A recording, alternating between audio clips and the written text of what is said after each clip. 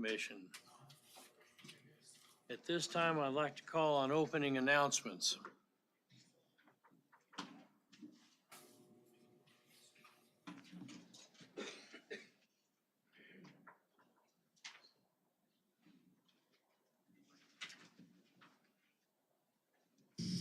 Before we begin the agenda, the Wichita-Sedgwick County Metropolitan Area Planning Commission and the Wichita-Sedgwick County Board of Zoning Appeals would like to take this opportunity to welcome everyone to this public hearing.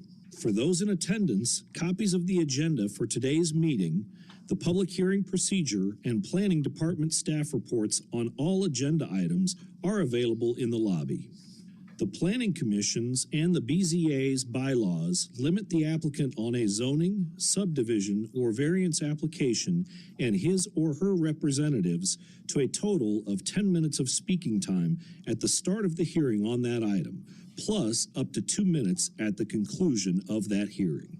All other persons wishing to speak on agenda items are limited to 3 minutes per person. However, if they feel that it is needed and justified, the chairman may extend these times by up to 2 minutes. All speakers are requested to state his or her name and address for the record when beginning to speak. When you are finished speaking, please share your name, address, and the case number on the sheet provided in the room.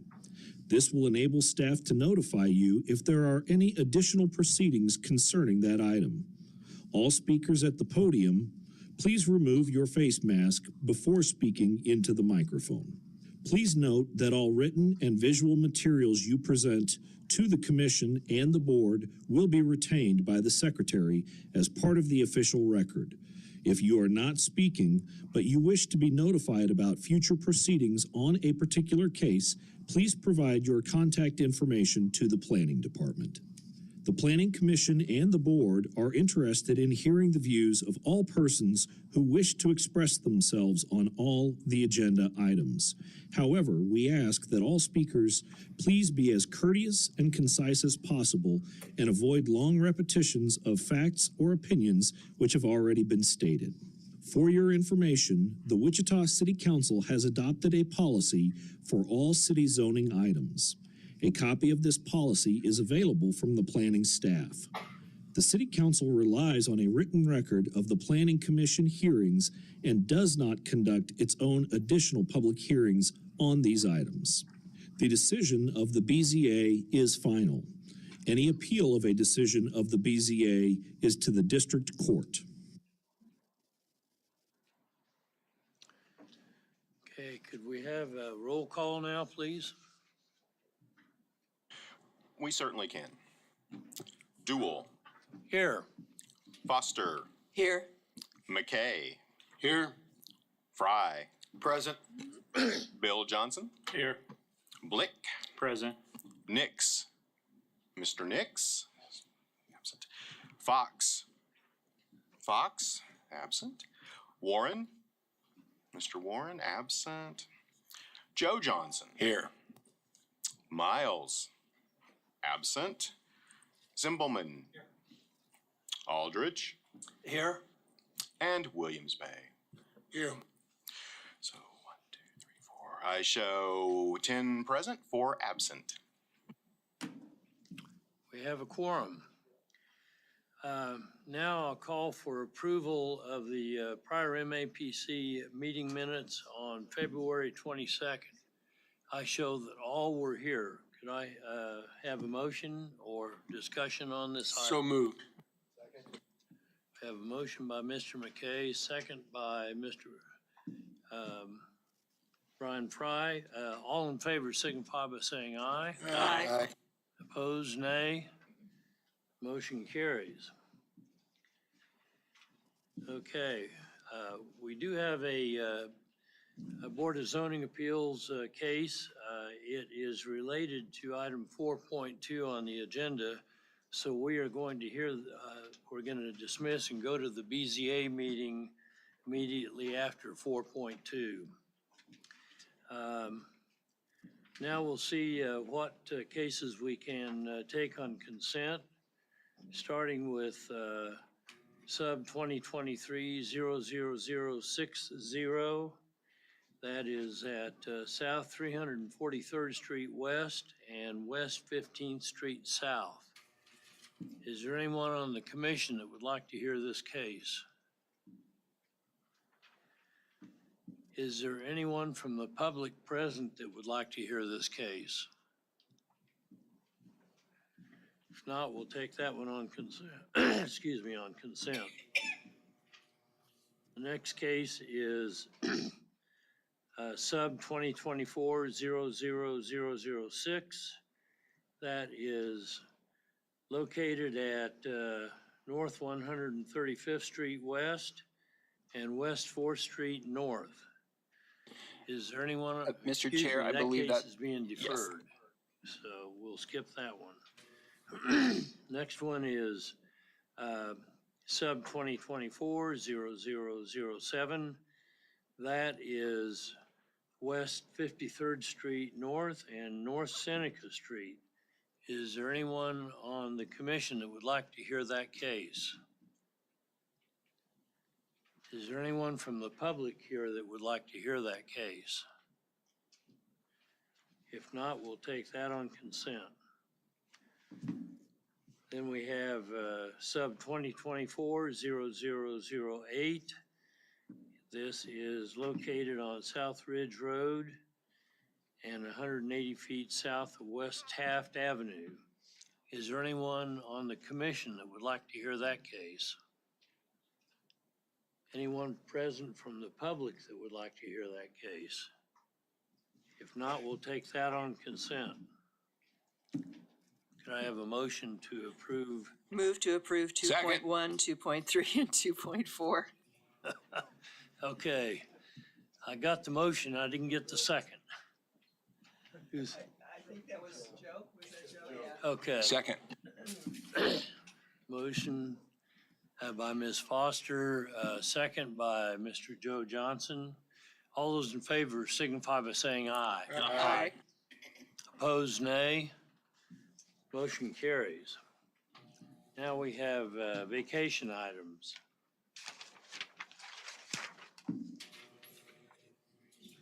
The first one is 2024-00007. It is located on the southwest corner of 61st Street North and North Custer Street. Does anyone on the commission want to hear that case? Is there anyone from the public that would like to hear that case? Take that one on consent.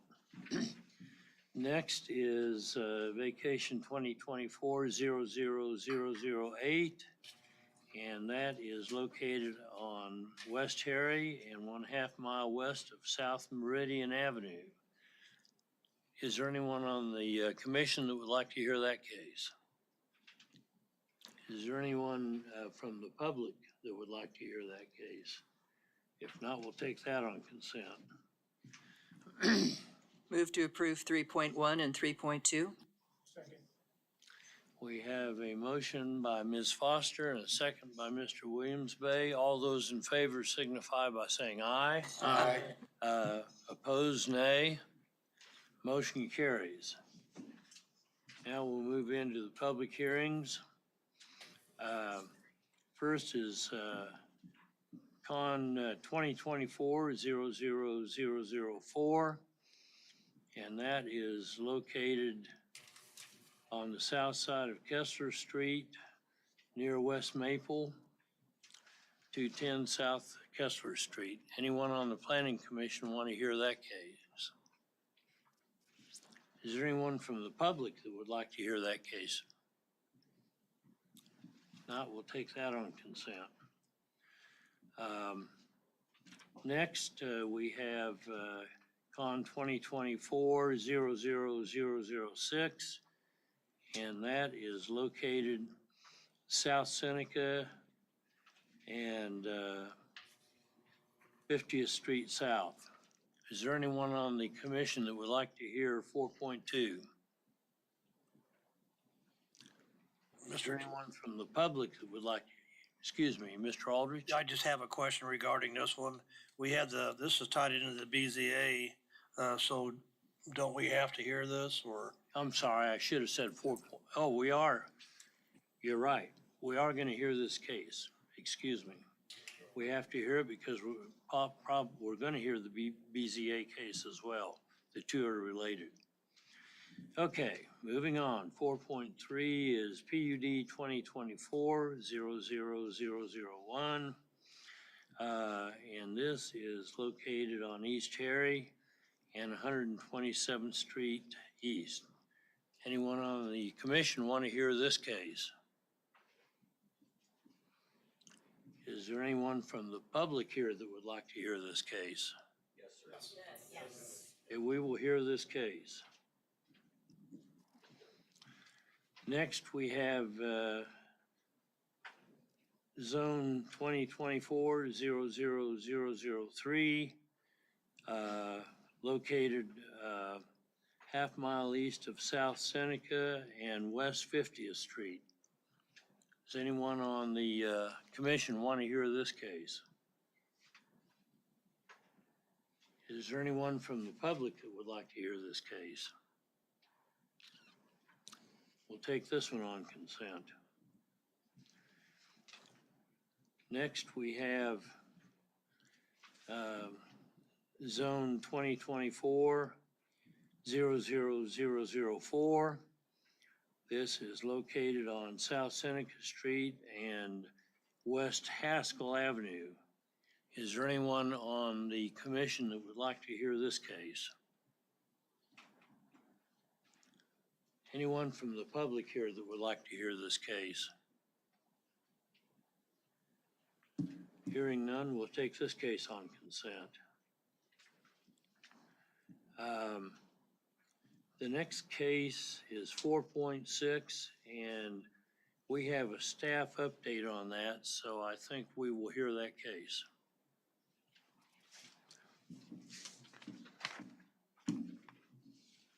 Next, we have 4.7, which is Zone 2024-00006.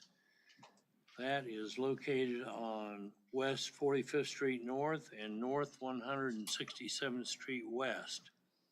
Do we have anyone from the commission that would like to hear this case? Do we have anyone from the public that would like to hear this case? Okay, we'll hear this case.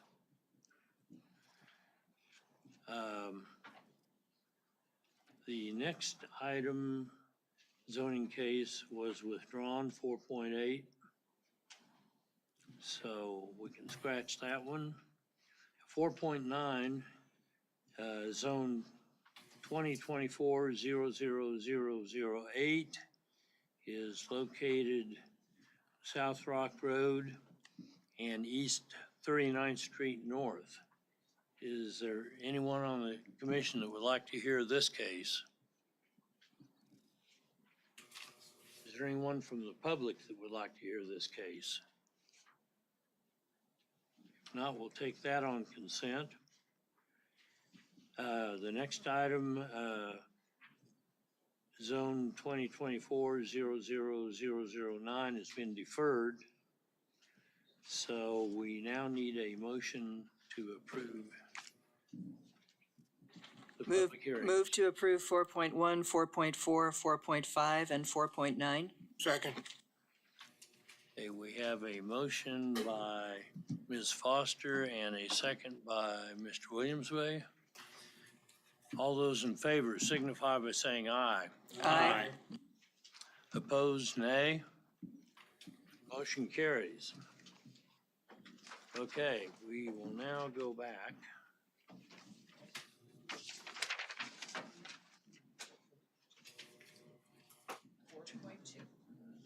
Yep.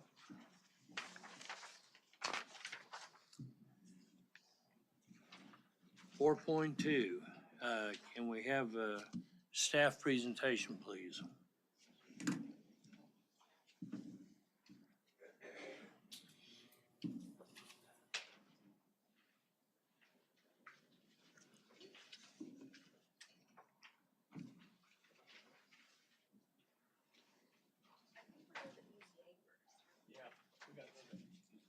we're gonna have the BZA case, after 4.2. After is what we decided to do.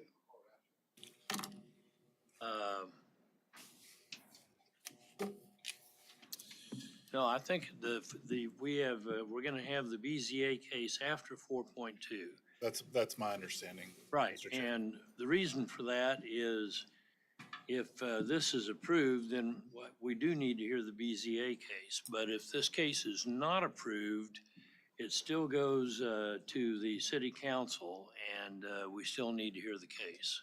That's But my, since they're related, the order we're gonna hear them in is first is the public hearing case 4.2. yes, sir.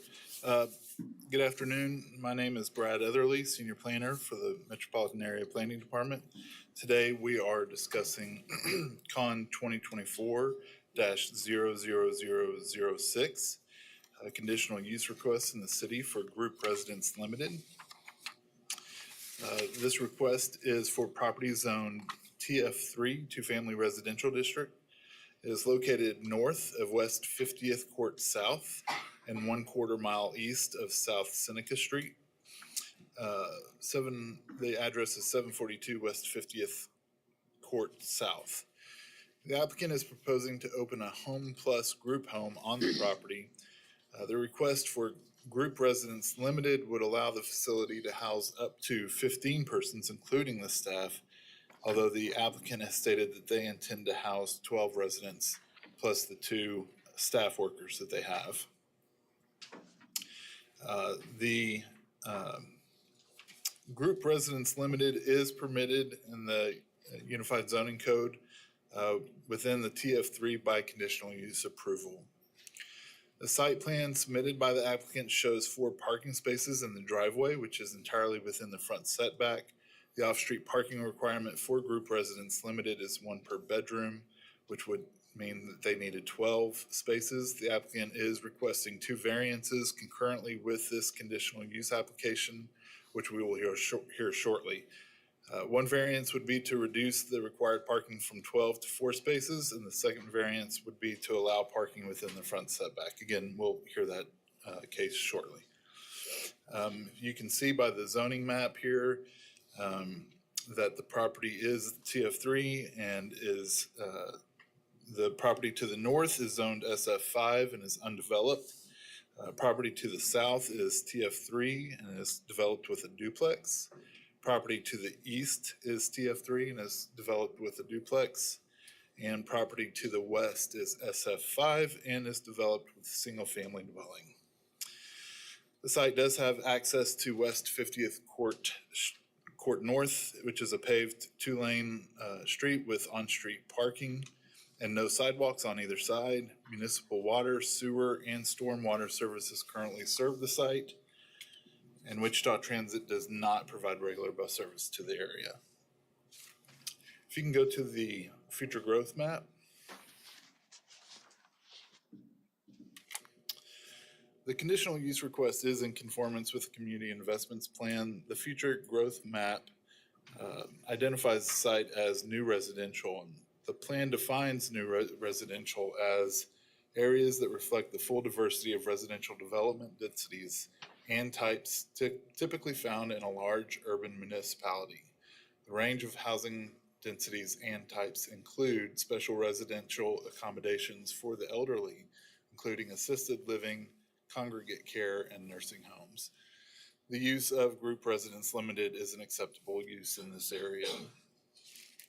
In the land use compatibility locational guidelines, under the heading development pattern, guideline 1E states that higher intensity development should be discouraged from locating areas of existing lower intensity development, particularly in established low density residential areas. That the applicant is requesting up to 12 persons in what was designed to be a duplex, essentially allowing 6 residents per dwelling unit, which is not an unreasonable request. The subject site is located in the higher density TF3 zone. And the requested rezoning is in compliance with the South Wichita-Hayesville area plan. The future development concept map identifies the subject site as appropriate for residential development. The use of Group Residence Limited and a neighborhood already zoned TF3 is considered an appropriate use for this area. If we can go to the site pics. You'll see this is looking east away from the site. Next picture. This is looking north at the site, and then next picture. This is looking south away from the site. Based on the information available prior to the public hearing, the MAPD staff recommends the application be approved, and this is based off of the golden rules. At this point, no public comment has been received. With that, I can stand for any questions, and the applicant is also here as well. Are there any questions of staff from the commission? Mr. Aldridge? I got a question regarding parking. It doesn't look like there's garages to be utilized for parking, correct? Correct. So would there be any vehicles that would be parked outside overnight then? So that overnight, that might be a better question for the applicant. They do have 4 spaces on the driveway. The problem is that driveway is fully within the front setback. So that's the reason for the 2 variance cases that are coming up. Okay, thank you. Yes, Mr. Zimmelman. Do you know, once they modified the garages to become bedrooms, do those meet the fire exit codes that are in place? That is not a question I can answer at this point. I don't know if, I would imagine that was looked at through the building permit stage, but I do not know for sure. Are there any other questions of staff? Are there any further explanations on his question? Okay. If there's no further questions from the commission, we will call on the agent or applicant. Please come forward, state your name and address, and you'll have 10 minutes.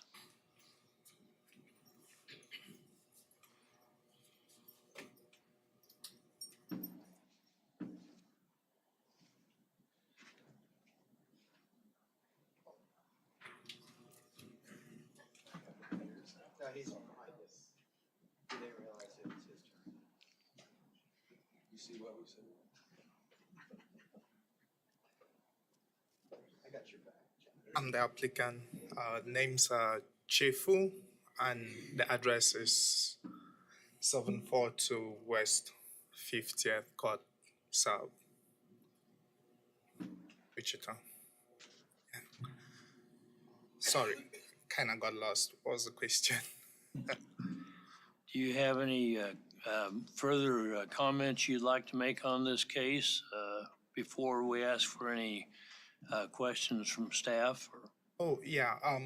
With regards to the question that the gentleman asked, whether the garages were modified with respect to all applicable codes, the answer to that is yes. We submitted plans to the MABCD, and we've had to install a fire suppression system along with a state-of-the-art fire alarm system, and everything else was done with respect to code. Do you agree with all do you agree with all the comments on this report, staff report? Yes, we do agree with all the comments. Since this facility is taking care of our old elderly residents, they don't drive, so they don't need, they have not driven in a long time. They don't need cars or own cars, so it will mostly be occupied by the 2. Even though we have access to 4 parking, just 2 of those will be needed by the staff that will be taking care of them. Mr. Aldridge. In relationship to the amount of people that are going to be in there, you would be allowed up to 15, including the staffing. And the report shows that you only intend to have 12 residents.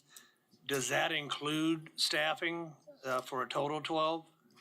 So per the state of Wichita, the Kansas Department of Aging and Disabilities, we can only have 12 residents for a group home, for a home plus, or what we're trying to do. So it's gonna be it's gonna be 12 residents and 2 staff. So it will be a total of 14 people there. Okay, so you have a total of 14. Yes, and it has 12 bedrooms, so no issues with overcrowding. And Okay, thank you. Thank you. Are there any, yes, Mr. Blick? Question, I noticed that the garages that's normally on the front of the house in that neighborhood, looks like they're bedrooms. Are you guys running it as a group home right now, or an active, or is it just an empty house? Right now, because we have some work going on, it's not active yet. Okay, and were you guys run it as a group home already? No, not yet. Okay, so you're just into construction on it right now.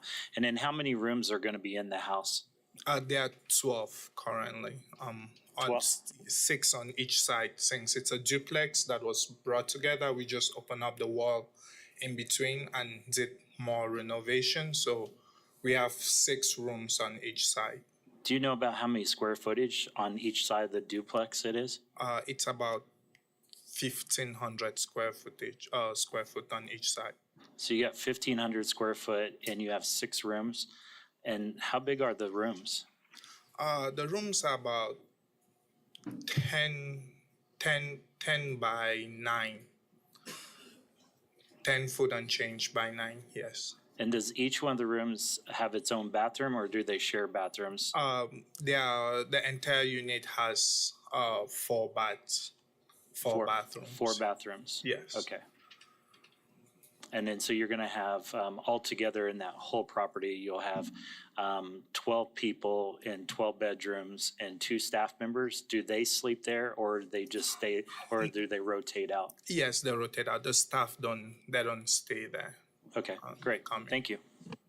Thank you. Are there any other questions from the commission? If not, thank you. And is there anyone from the public that would like to speak on this case? Thank you. Anyone from the public? If not, we will bring it back to the commission for action, discussion.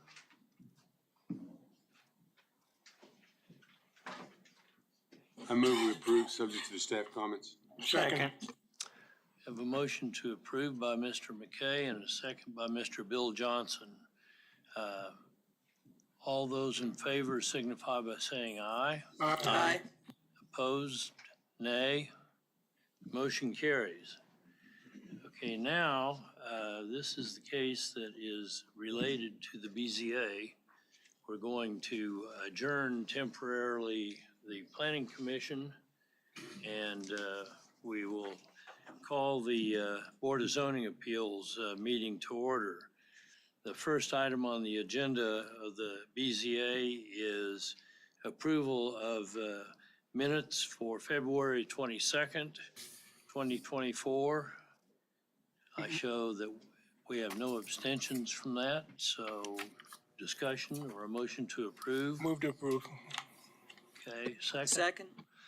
Have a motion to approve by Mr. Williams-Bay, second by Mrs. Foster. All those in favor signify by saying aye. Aye. Opposed, nay. Motion carries. Okay, now we have the case, and we will call on staff to make a presentation. Yes, once again, Brad Etherly, Senior Planner for MAPD. Here we are talking about case BZA 2024-00005. And this, the applicant is requesting a variance for 2 items. 1, to reduce the required parking from 12 to 4 spaces, and 2, to receive an allowance to park within the front setback. Again, this parcel is a 0.37 acre property Zone TF3 and is generally located north of West 50th Court South and 1/4 mile east of South Seneca Street. The applicant is requesting a conditional use and has received that concurrent to this variance request. So as far as the UZC is concerned, it states that the parking requirement for a group home is 1 per bedroom, and the typical uses for a group home would typically require a larger defined off-street parking requirement.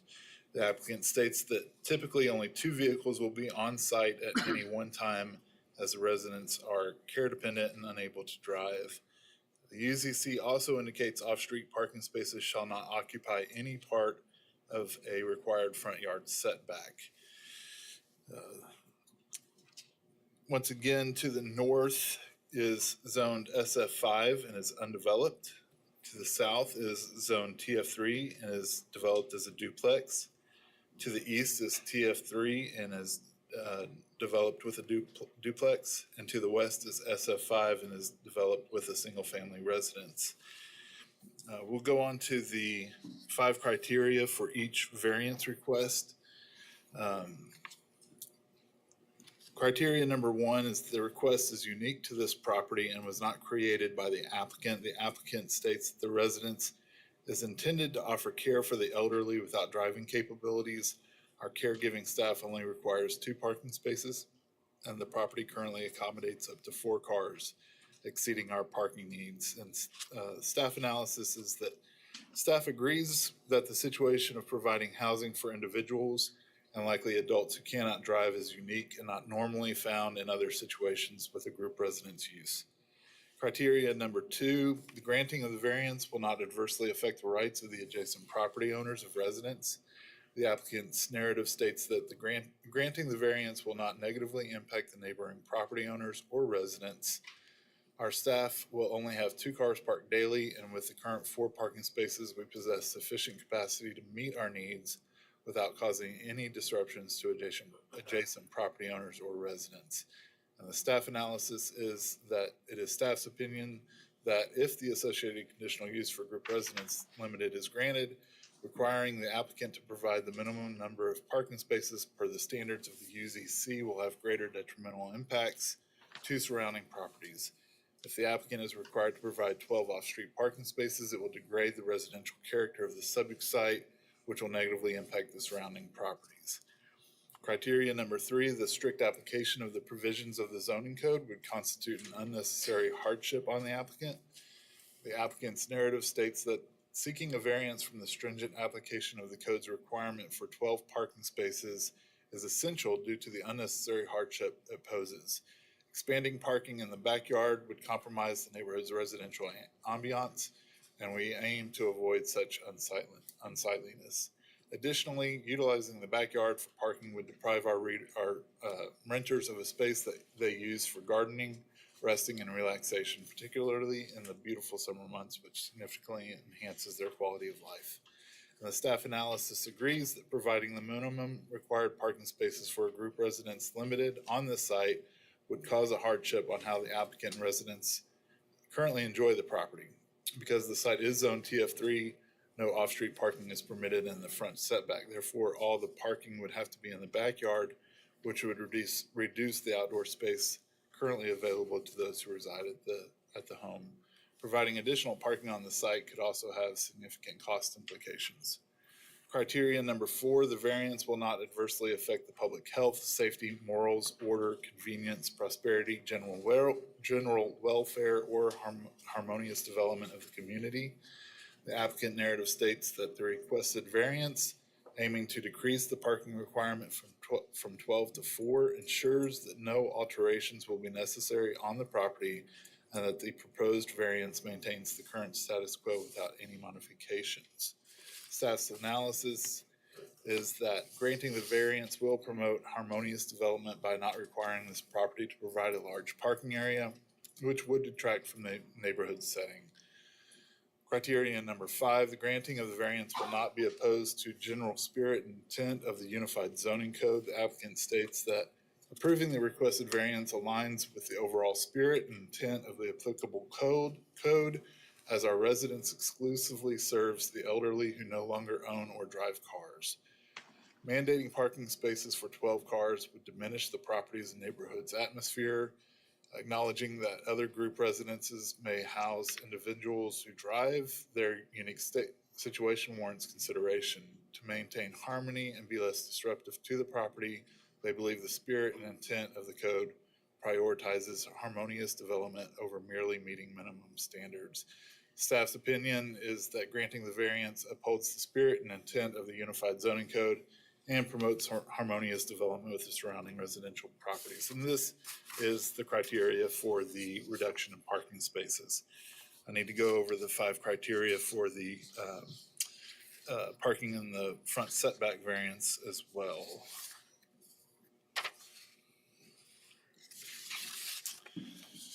Criteria number 1, that the request is unique to this property and was not created by the applicant. The applicant states that the property layout poses challenges for sufficient parking without encroaching on the front setback. Allowing parking within the current setback would enable the applicant to accommodate up to 4 cars as some as the neighbors do currently.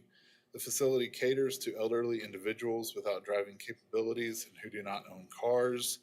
The applicant only requires 2 parking spaces for the caregiving staff. Staff analysis is that we do not agree that the request is unique to this property and was created by the applicant. Staff does agree that the situation of providing care for residents who do not drive vehicles of their own is unique and not normally found in other situations with a group residence use. However, staff believes that the hardship the applicant faces was brought on by the applicant by remodeling the garage spaces that would have served as legal parking spaces. Criteria number 2, the granting of the variance will not adversely affect the rights of the adjacent property owners or residents. The applicant states granting the variance will not negatively affect the adjacent properties. Staff will only have 2 cars parked at the property daily, and with the current 4 parking spaces, we possess sufficient capacity to meet our needs without causing any disruption to adjacent property owners or residents.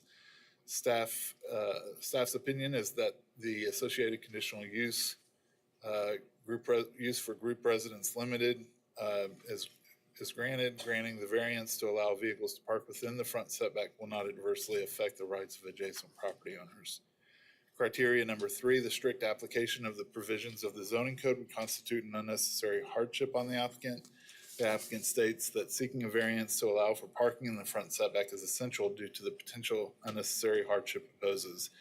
The property layout poses challenges for expanding parking towards the back of the property. Also, expanding parking in the backyard would compromise the neighborhood's residential ambiance. Additionally, utilizing the backyard for parking would deprive our residents of a space they use for resting, relaxation, which enhances their quality of life. Staff's analysis agrees that the applicant is required to provide 4 parking spaces outside of the front setback area. It would mean providing parking on either the side yard or the rear yard. Either alternative would not be harmonious with the surrounding character of the neighborhood. Criteria number 4, the variance will not adversely affect the public health, safety, morals, order, convenience, prosperity, general welfare, or harmonious development of the community. The applicant states that the requested variance for parking in the front setback ensures that no alterations will be necessary to the property, and that the proposed adjustment maintains the current status quo without any modifications. Staff's opinion is that granting the variance will promote harmonious development by not requiring this property to provide a large parking area on the side or rear yards, which would detract from the neighborhood setting. And criteria number 5, the granting of the variance will not be opposed to the general spirit and intent of the UZC. Applicant states that approving the requested variance aligns with the overall spirit and intent of the applicable code, as our residence exclusively serves the elderly who can no longer own or drive cars.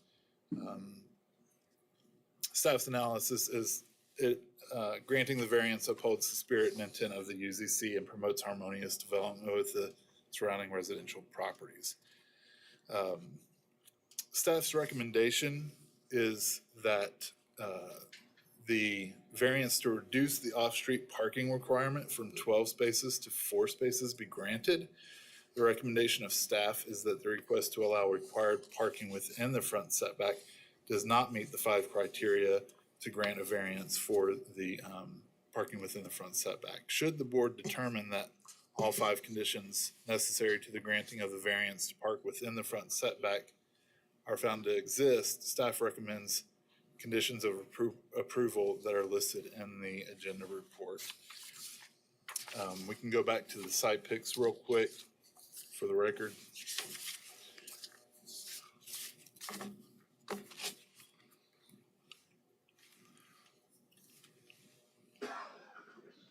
Once again, this is looking north at the subject site. Next picture, please.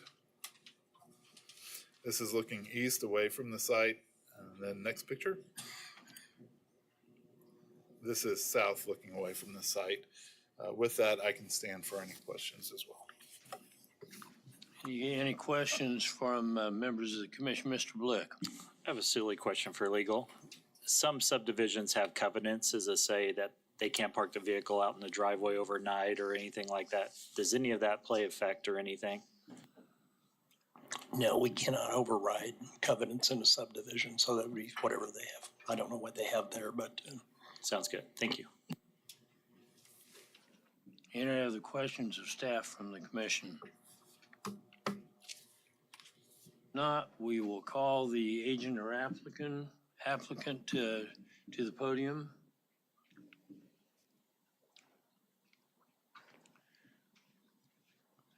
Please state your name and address for the record again, please. The name's Chefu, and the address is 742 West 50th Court South, 67217. Do you understand the recommendation of staff on this zoning appeal? Yes, that'd be granted. Do you agree with their conditions? Yes, we do agree with the conditions. Mr. Williams-Bay? Yes, does this development have a homeowners association? No, it doesn't. Thank you. Any other questions from the commission at this time? Okay, thank you for your comments. Is there anyone from the public who would like to make comment on this? If not, I will bring it back to the commission for action. Make a motion to approve with staff's recommendations. Second. I'm sorry, Mr. Chairman, can you have 2 separate motions since there are 2 cases? Sounds good. I'll take the first one, the motion to approve. Okay, and a second? Second. Motion by Mr. Blick and second by Mr. Williams-Bay. This is for the parking reduction, correct? Correct. Correct. All those in favor signify by saying aye. Aye. Opposed, nay. Motion carries. Now we will have the second motion. Do we have someone who wants to make that motion? I'd like to move that we grant the front setback variance and that all 5 conditions necessary for granting it have been found to exist. Second. We have a motion by Ms. Foster and a second by Mr. Joe Johnson. All those in favor signify by saying aye. Aye. Aye. Opposed, nay. Motion carries. That's all the business before the BZA, so we will adjourn and we will go back to the MAPC meeting. At this point, we're going to hear 4.3 PUD 2024-00001. Call on staff to make a presentation. Good afternoon, everyone. I'm Christina Wraith. I'm an associate planner with the MAPD. This is case number PUD 2024-01. The applicant is requesting a zone change from SF20 Single Family Residential District to PUD Planned Unit Development to create the Harry Street Planned Unit Development, or PUD number 121. The subject site is a little bit under 30 acres in size and is located on the north side of East Harry Street within 1/2 mile west of South 143rd Street East. So the address for that is 13,800 East Harry Street. The subject site is currently developed with a single-family residence and several agricultural buildings that were constructed around 1994. So the applicant is requesting this zone change to facilitate a mixed-use development that includes a residential component, agricultural facilities, and a commercial office facility. A PUD allows a certain level of flexibility of site development regulation, which would otherwise not be permitted under the existing zoning. Tybin, could we please go to the PUD drawing so I can explain a little bit further? Thank you. All right, so according to the PUD drawing submitted by the applicant, the site will consist of one parcel, parcel 1, where my mouse is here, and Reserve A, which encapsulates parcel 1. Access to the site shall remain at East Harry Street using the existing driveway. Parcel 1 will utilize the existing residential building and construct a new building and parking lot to the north.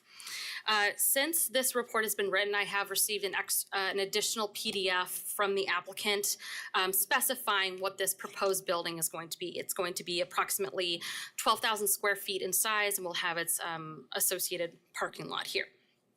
So parcel 1, as we can see here, is surrounded entirely by Reserve A. And the applicant proposes a 100-foot setback and then in this parcel, thank you, and then side and rear setbacks of 0 feet.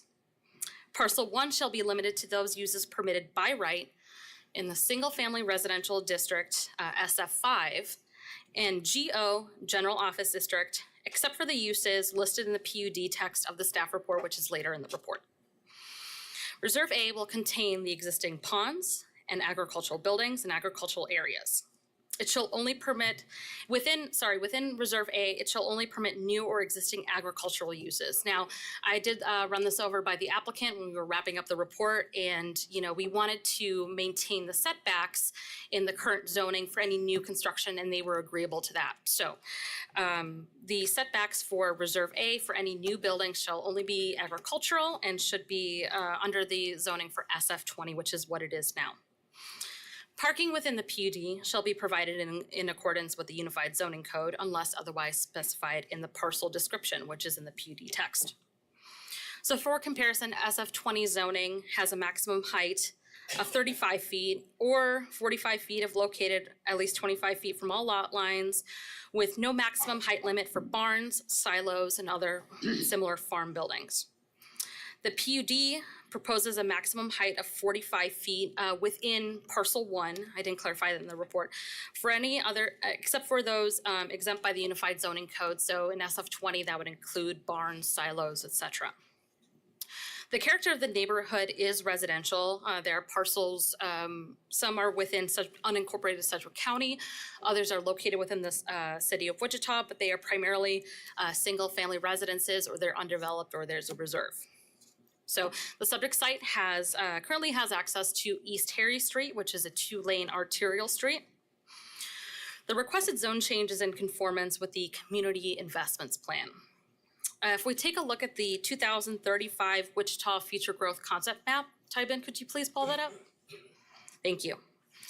The map identifies the area to be appropriate for new residential uses, which the plan defines as areas of land that will be likely developed or redeveloped by 2035, with uses predominantly found in the residential category.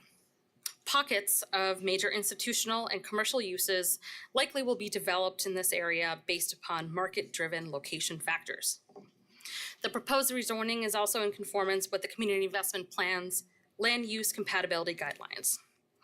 If we look outside the established central area, the plan states that mixed-use developments should provide appropriate screening and buffering to ensure compatibility with surrounding lower-intensity land uses while maintaining connectivity among uses.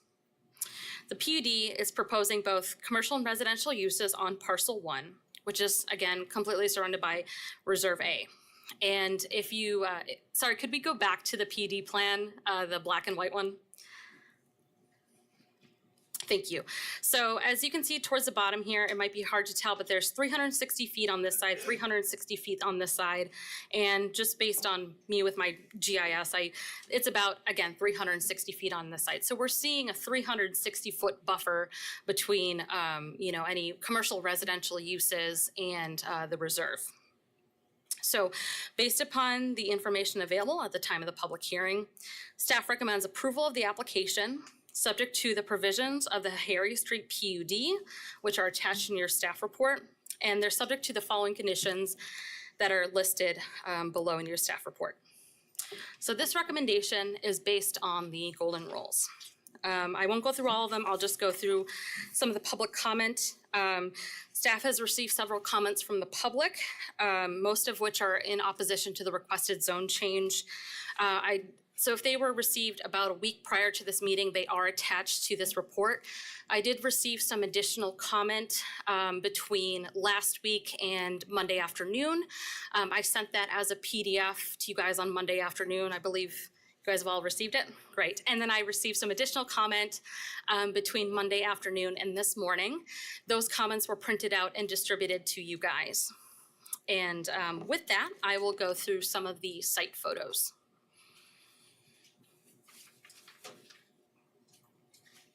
So this is looking east away from the site. Next slide, please. This is looking north towards the site where you see the existing residential building. Next slide, please. This is looking south away from the site. Next slide, please. And this is looking west away from the site. And with that, I will stand for questions. Mr. Aldridge. Do you know whether there's any current or future plans for annexation by the city of Wichita on this property around? I will defer to the applicant for that. Any other questions of staff from the commission? If not, we'll call on the agent or applicant. Please come forward and state your name and address, and you will have 10 minutes. Good afternoon, Phil Meyer with Boffman Company, agent for the applicant. The applicant on this case in front of you today is TGC Group. TGC Group is a Wichita company that runs a full-service hospitality company. That means they're with hotel projects or working on those from the development of them, looking for the ground, getting it zoned, going through construction, and then managing that hotel afterwards. They have these properties across the country, multiple locations. Nick Esterline is the president of TGC Group, and their goal is to move the corporate office out to this location. This is going to be an owner-occupied site, and if I could ask, maybe the rendering that we added to the slideshow, if you'd throw that up on the screen for us, please. So the whole goal of this is to create a unique office facility for their corporate operations, and they want this to have a country feeling, country lifestyle as you drive up to it, mainly for their employees, but for any visitors that they are bringing into town as they're looking at projects and working on things to do. So we want to maintain that agricultural atmosphere and feeling throughout the entire campus on this project. Nothing will be built here that is for lease. It is purely for TGC and their operation. Similarly, I would suggest that you think of Pioneer Balloon, 29th and Oliver. You drive up and down 29th Street, you don't know that building sits back there at all, that it exists back there. It's that same feeling in a much, much smaller scale that we're looking for and trying to do here. So we are maintaining the existing house that shows up on the sketch right here. That existing house, we're keeping it to help keep that suburban country feel to it, and also it'll be a place for the employees to use. They'll have lunch space in there and some relaxation and things they can do in the house to skip out of the office for a little bit. We did build the buffer, Reserve A, all the way around the property. And this buffer is, as Christina said, over 300 foot around the whole buffer, even more on the north line. We've provided a 100-foot building setback along Harry Street. We plan to maintain all the native vegetation that exists today in Reserve A surrounding this site. That buffer is there to protect the neighbors, but it's also there for TGC because they want that feeling of seclusion when you go back to their office. So that buffer is as important to us as what we're providing to the neighbors on this site. Site issues. This project, if approved in zoning, will have to go through the plating process. And so city versus county, I know a commissioner asked that. Don't know the answer to that today. We're very content staying in the county, and it would be good if it turns out that way. We will have to have sewer and water, which sewer runs through the site, water's in Harry Street. Neither of those are an issue. Probably our deciding factor will be the cost of sewer and water versus staying in the city or going to the county. But we're good either way with that. There is floodway, and the floodway is here. There is floodplain on this north line. We know that. That will be put, it's in the reserve in the PUD. We go through the plating process. It's going to be put in the reserve during the plating process. That floodway is part of the Spring Creek tributary, and we know it's a very sensitive basin. We don't plan on adding much development to this site, way less than if it was developed residentially. So we're going to respect the floodplain issues and not have any issues there. Some of these next ones are based on some of the neighborhood complaints that I've read to date. Floodplain is a big one for them.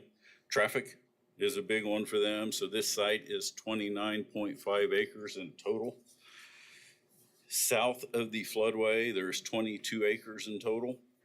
If that was developed in an urban density development, which would just take annexation and would be just like the subdivision to the east of this site, 2.5 acres per lot, you'd have 55 lots. So we could develop this property residentially, put more impact on Harry Street than what we're proposing to do now. When we built the CUP, we based the square footage and the percentage, I'm gonna lose my voice here, solely on parcel A. So we're allowed 100,000 or over 100,000 square foot of building on parcel A. Normally, when we build one of these, we'd use the whole 29 acres. We just use the 6 acres that's in parcel A. With that, we don't need 100,000 square foot of building. So if we need to reduce that today to the Planning Commission, we can drop that percentage from 35 to 25, 20, whatever Planning Commission feels is appropriate, we can do that. So with that, I'm going to stop and answer any questions you may have. Do we have any questions from the commission? Mr. Williams-Bay. Yeah, Mr. Meyer, could you give us an approximate size of the building? How many square feet? The building proposed to date on that sketch is 12,000 square feet. Have 20 employees at the moment. Now, I'm not going to say that that wouldn't get expanded later. So if we're going to reduce building square footage, we can discuss it further. I would go down to 20, 25% or 30,000 square feet and give us some room to grow. So there is an opportunity for additional buildings to be built adjacent to this? There could be. Yes, sir, there could be. Okay, thank you.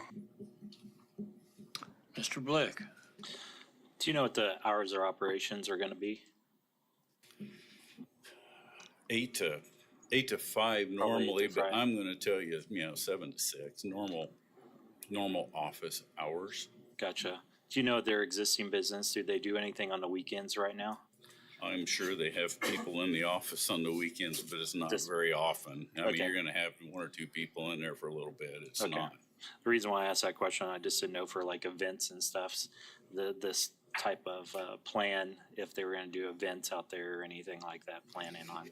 No, their goal is to put their corporate office out here and give their employees a unique setting and just a unique environment to work in that they're not going to find working for other companies. So, Great. And then also employees, you said probably about 20 employees, so you're probably looking max, what, 20, 25 cars that's gonna be on that facility probably at any time? yes. And there's 20 employees today. That's the Okay. size of the company today. All right, thank you.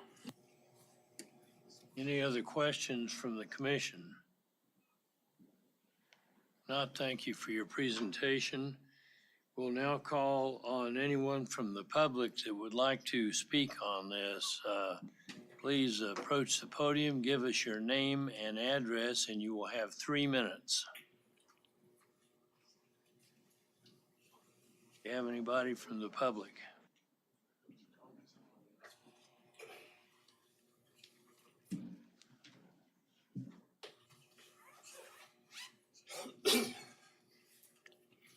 Good afternoon. Thank you for allowing us time to speak to this plan. My name is Cliff Nielsen. I live at 1512 South Creekside Court in the Spring Hollow 2 addition. And the good news is this is a 1 minute, 42-second presentation.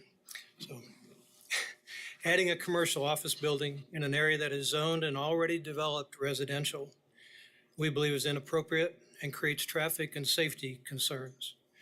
This is already a problem due to several residential developments and 2 schools with 2,800 plus students being added to our corridor in the last 10 to 15 years. All the roads servicing these homes and schools have remained just 2 lanes. Harry Street in front of this proposed PUD is 2-lane. There's no shoulders, there's no turn lane, deep ditches and culverts on both sides, so there's a safety concern there. Is my FEMA map available or, okay. I wanted to speak to another issue I have. The creek behind this proposed PUD, and the speaker mentioned the floodplain and all.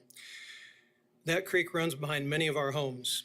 Floods, sometimes several times a year, occur. My home is well, we don't get to see my home, so you can, I'm right on it. I have a video. Is the video available to show? I don't know, I'm looking at. Christina mentioned there's a video. Thank you.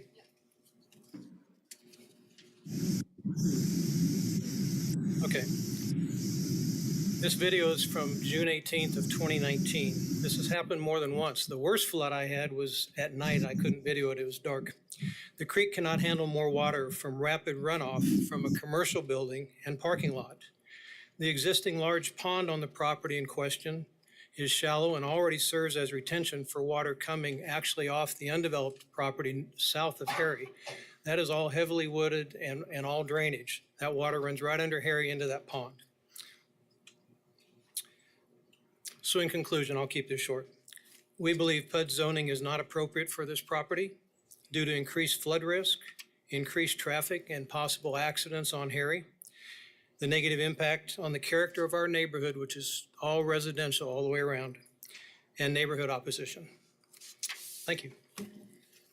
Thank you for your comments. I have a Is there any- question. Oh, excuse me, Mr. Aldridge. Excuse me, sir. Sir? Sir? I'm sorry?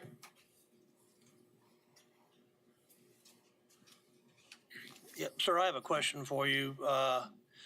You're opposed for this type of development.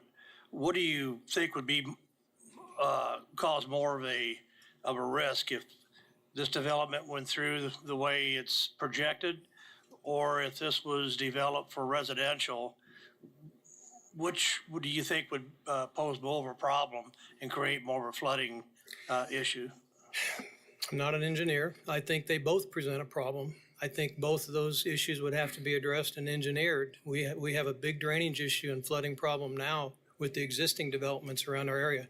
I suspect the retainage ponds and the developments around our area are holding a lot of water back. And what happens is when they get full from frequent rains, not even big rains, but 2 to 3 inches, 2 or 3 days in a row, they overflow and then it comes up rapidly. You could see from that video, it's like the Arkansas River running in our backyard. That fixture there probably is 50 feet lower than what it's gotten towards my house. What do you So- think the additional traffic would do if this was turned into residential development? You would have, I think we'd have the same problem. I think you'd have a tremendous. Until the roads are more improved traffic. out there from being strictly 2-lane roads servicing a lot of traffic. We moved in 2004 and the traffic intensity has gone up immensely. So there's a lot of issues that go with this, I think, so. So you're basically saying you don't want to see anything happen to this property then? I think we have problems even when the property's like it is. So yeah, we would like to see it stay the same. Thank you. Any other questions of the speaker? Mr. Williams Bay. At your house, your location of your property adjacent to this? I'm sorry, I didn't hear. Could you indicate where your property is located adjacent to this site Use the mouse. on the map? Am I moving? Okay, I'm here. I am right, let me see, trying to see what this is. This is mine right there. Oh, and the creek is where in relationship to your property? The creek is right here. Okay, thank you. Mr. Simberlin. So, the development to the west of you then, on Spring Hollow Circle, there's a couple of houses down there at the end of the circle that can be very far away from that creek. Did those ever flood? To my knowledge, they had an issue with 3 or 4 homes having basement flooding problems, largely directed to the pond right behind them and possibly, I don't know, I'm not an engineer on this, but pressure from the water flow and it seeped into those basements. They had to install new sump pumps and those owners unfortunately have all moved away. So these are just, it's an older development. Thank you. And there's probably someone else here can speak more to that that's lived there longer than I have. Any other questions? If not, thank you for your comments. Do we have anyone else from the public that would like to speak on this issue?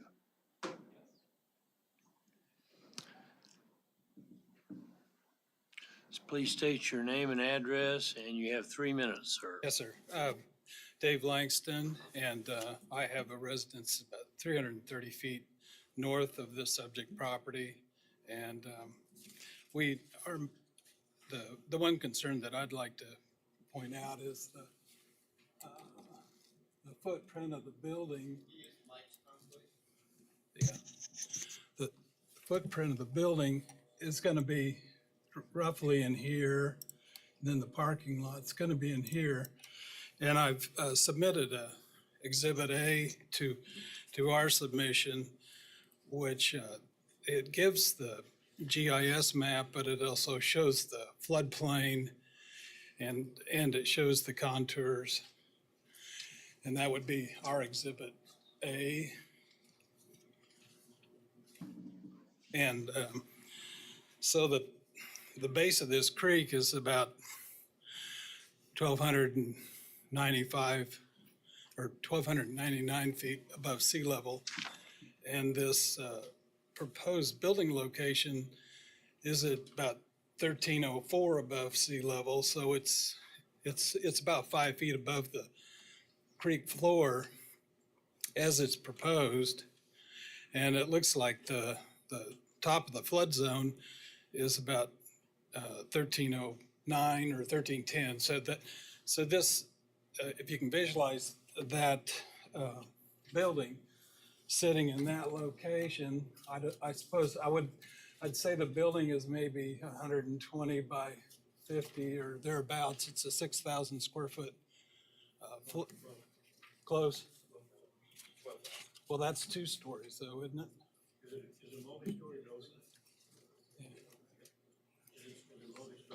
Kirk Sponson, Deputy County Counselor. I would just caution that the person at the podium is the only one who's So anyway, allowed to speak at this point. Thank you.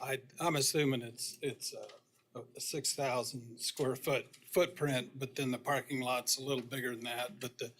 But both of those structures, the building is entirely below the floodplain, and so it would have to be brought up about 5 feet, but to get it above flood level. And the problem I see is that number one, you could visualize a building sitting down in the flood canal of that creek, sitting down 5 feet into it, which just creates a huge obstacle for the water trying to get past there.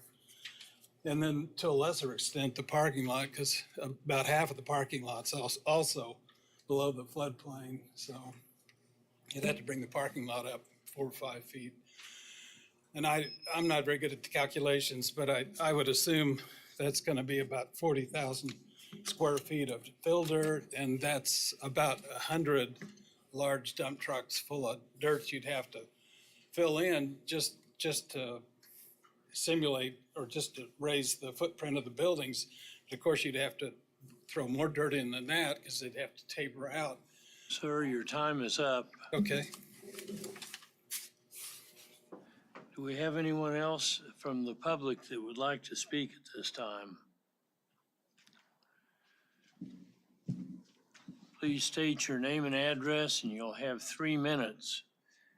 I would like for you to contain your comments to new information, and let's try not to be repetitive. We've got a lot of people here that may want to speak. Thank you.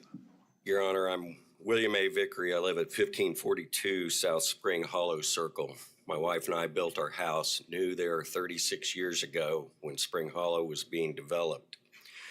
At that time, I asked the builder, Mr. Kudelik, if he was going to develop on to the west where that pond is. And he told me no, it would be impossible because there would be no way to do drainage. So that is something that definitely needs to be looked at. When we built our house, Harry was 2 lanes. They put 2 schools out there, equestrian estates, Hunters Point has been developed. We have nearly 5,000 vehicles on Harry, and some of those are school buses that stop and pick up children. So there's a hazard there. There's 3 main points that I'd like you to consider. Number one is that 95% of the surrounding people do not want this. So who do you represent? We know that's our number one concern. That's about 8 or 9 on your list. So I think that's something that you should consider just by this turnout. Take note of that, please. And we also have people that have signed a petition. The traffic on Harry, you mentioned residential. Again, for the flooding reasons, if that was platted residential, there would be a drainage plan. There would have to be culverts put in, drainage, other suitable types of ditches, whatever it might be to carry the water away if it was done residential. And I'd submit again that it could only be a few houses, probably on 1 or 2 acre lots because of the nature of that property. It's basically a swamp. So please keep that in mind. So that was reason number 2, traffic on Harry. It needs developed. If you look west from 127th Street, it's 3 lane. There's a turn lane. We're more developed between 127th and 143rd. We don't even have a shoulder. We have cement culverts. We have deep drainage ditches. We're going to have school buses stopping. We don't need more traffic. Again, if a residential developer was going to come in there, he would consider that and possibly turn lanes into the development. They're not proposing anything. The 3rd reason, again, the drainage. These people, I've lived there this whole time. I've seen water up to the houses. I've seen people have to redo their basements because the groundwater comes up so high from the way things are now. It needs to be improved now. Where's the study on how this is going to affect traffic and drainage? Does anybody have that? Has anybody done that? It's a simple engineering calculation. Why don't we have it? We need it. Sir, your time is up. Okay. Do you Thank guys you have for any your questions? comments. Pardon? Do you have any questions? So that I don't keep walking back and forth. Sure. I have a question. Yes. Smith Johnson. Has there been any group organized effort to ask the city to improve Harry? Not that I'm aware of. Wouldn't that be a I place- can't say the problem Wouldn't that out be a place to start? Yeah. Well, the city has cookie cuttered our neighborhoods to where county here, city here, county here, city here. They cookie cuttered all of the developments for tax reasons. So it would take a whole consensus. But yes, I mean, that's something that needs to be done, obviously. Any other questions? Yes, Philip. I researched the city's capital improvement program, and they've identified funding in 2027 for this portion of Harry between 127th and 143rd Street. Was that just to expand to a turn lane, or do you know? It doesn't necessarily delineate what their expansion are, but it would Some be an plan. expansion of Harry Street, at least to a 3-lane, if not a 4-lane. I don't know, Mr. Fry, from your previous experience, if you have any additional information. I don't remember this specific one in the CIP plan, but typically when the city takes an arterial road like this, it would include storm drainage, curb, guttering, a minimum 3-lane with sidewalks on both sides. That would be great. Again, funding identified for 2027 in the current CIP. Anything else I can answer? Thank you for your comments. Thank you. Do we have anyone else from the public that would like to speak on this? Please state your name and address, and you will have 3 minutes, and please confine your comments to new information. Thank you, Darcy Walker. I'm at 12550 East Lynn. It's about less than a half a mile to the west of this proposed development. I'm terrified of public speaking, so if I look like I'm going to pass out, I'm okay.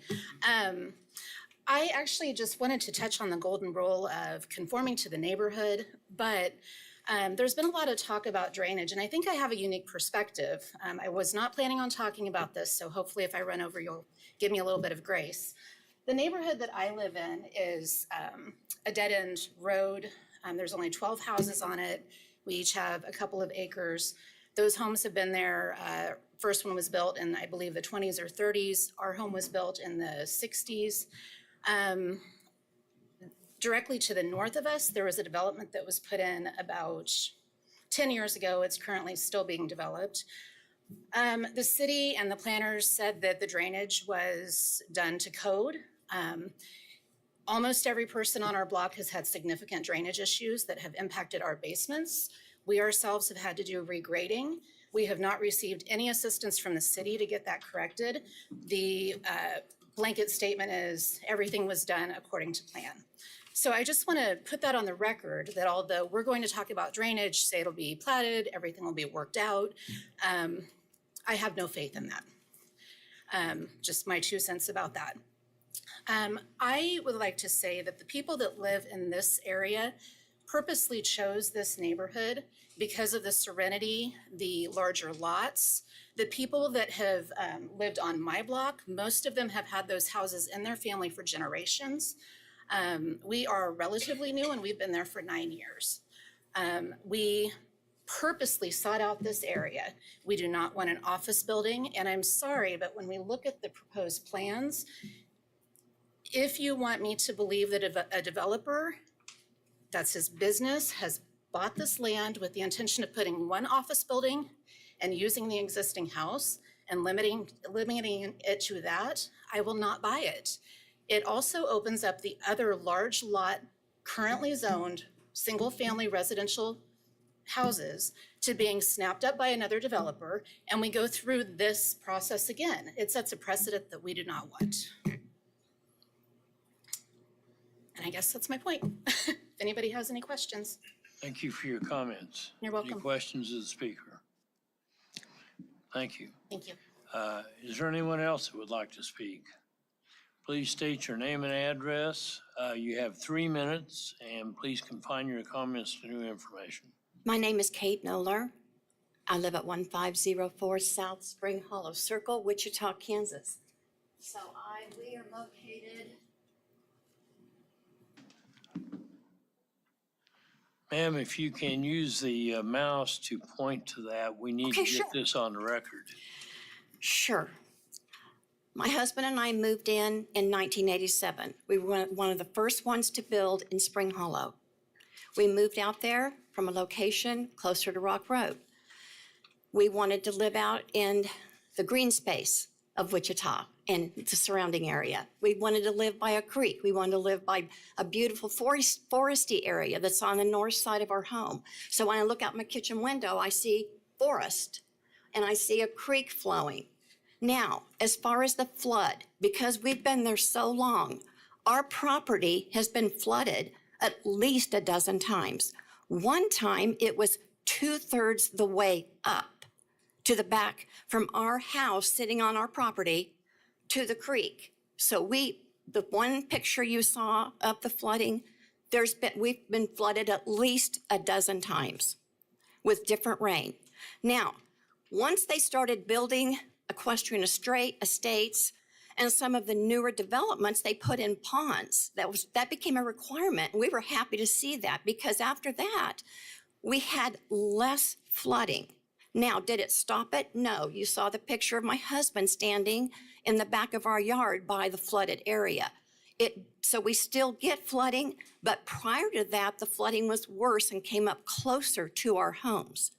So I wanted to address that so you would have a picture of that. The second thing is, because we wanted to move to green space and see beautiful things and trees and that kind of thing, we don't want to look at a 45-foot tall office building out our windows. When I look out the west side of my home, I see beautiful sunsets. I see beautiful trees. I see lovely homes that sit across the street. We do not want the disruption of what we moved out there for. Home values, that really hasn't come up today. We're not sure what the impact is going to be on our home evaluations. My husband and I have lived there long enough that our property has incredibly improved in value. We do not want to see that lessened, and I'm sure the other homeowners in our areas don't want to do that either. Our real estate is our prime investment. We have other investments, yes, but our real estate is huge for the investment that we made moving to this area. I'm also concerned that the PUD that's been chosen is one of the least restrictive of all the PUDs. So if these people decide they don't want to build this office building and want to do something else, do you want to hear what some of those are? They can build duplexes, manufactured homes, schools, libraries, medical facilities, churches, funeral homes, colleges, daycares, bed and breakfasts, and the list is exhaustive of what is possibly could happen. There's not a lot of control, and we received paperwork that said all of this, okay? We're not making it up. The buffer zone is not gonna handle and help with the sound of traffic, the sight of the tallest building or tall buildings, lighting at night, just impacting the general atmosphere. I can see the house that's situated there, especially during the time of year when the leaves are all off the trees. So my question to the commissioners is this: would you like to have an area zone PUD with some of the types of buildings that could be built and a 45-foot tall building in the middle of your neighborhood where you live? Would you like that? Would you like having all those extra cars, all the extra traffic? So I'm just throwing that out there. Ma'am, your time is up. Can you complete your statement? Please vote no for zoning the PUD in our beautiful single-family home developments on East Harry. Any questions? Thank you. Thank you. Is there anyone else who would like to speak on this case? Please give us your name and address. My name You'll is- have 3 minutes, and please confine your comments to new information. Well, hi, my name's Gary Stephen. I'm a licensed realtor in Wichita, Kansas. I live at 14208 East Boston, and I didn't get any pictures prepared, but I live just east of there on Spring Hollow. There's Spring Hollow 1, this is Spring Hollow 2. And we're in the flood zone, and we've been trying to get that resolved, and we've had the city come out, and they say we own the creek. They say I own the middle of the creek, and the guy behind me owns the other side of the creek. The problem is all the city water comes into our creek. So the other problem we've had is I saw a lot of houses in the area, we call it farming. A lot of people like this area because they grew up in this area, they like the area. And then Tom Feist owned all that property, and this property went up for auction. So anytime anything goes up for auction, you don't know who's gonna buy it. So this goes up to auction, and all of a sudden this comes up. So even though if they build apartments, homes, we have not enough room for the floodway. And I've had Cliff, I've had 4 people come there with 4 city people, and they go, well, we can't do nothing for your creek. When I first moved to my house in 1998, my 4 boys, we could jump over this creek. Now that creek is from here to that window. Trees are falling down, we're all planting new trees in our backyard closer to our homes. There's just not enough room for any more properties being built. Even they're building new homes by Kellogg, Clear Creek, that all flows into our creek. But what I don't understand is knowing what's my it is, this is my creek, I own it to the middle, but I can't stop you guys from putting water, city water in my creek. So I don't understand how more flow we can get.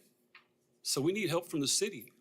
On 127th Street, they put in 4 stalls underneath the bridge for water flow, but it goes into a little area to our backyards and has nowhere to go. So they're supposed to be doing 143rd Street in Kellogg to do that street.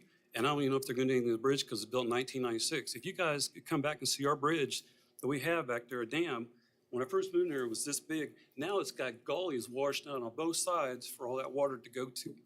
So I don't understand it all. So maybe you guys could help us, but we need help to get that creek. If you guys want to put more homes or more buildings, somebody needs from the city needs to come through there and clean that creek out and redo some bridges.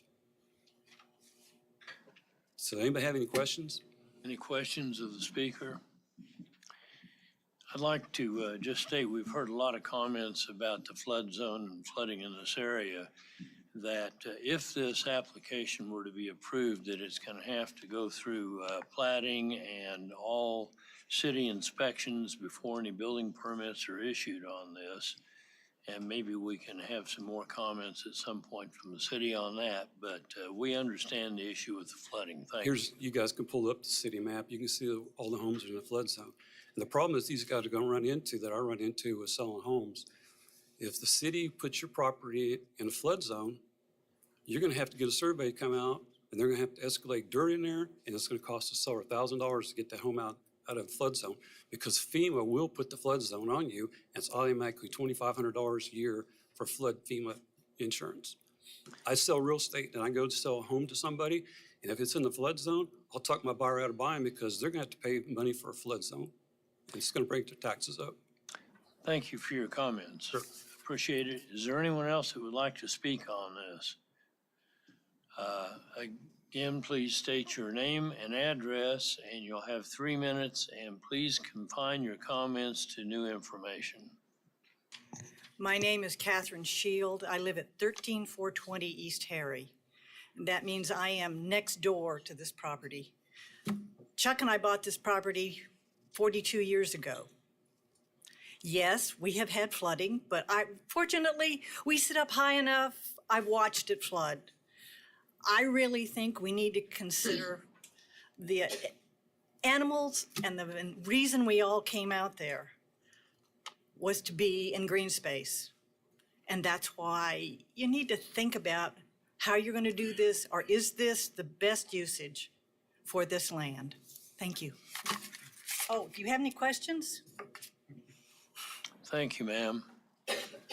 Anyone else want to speak on this item? Anyone else from the public?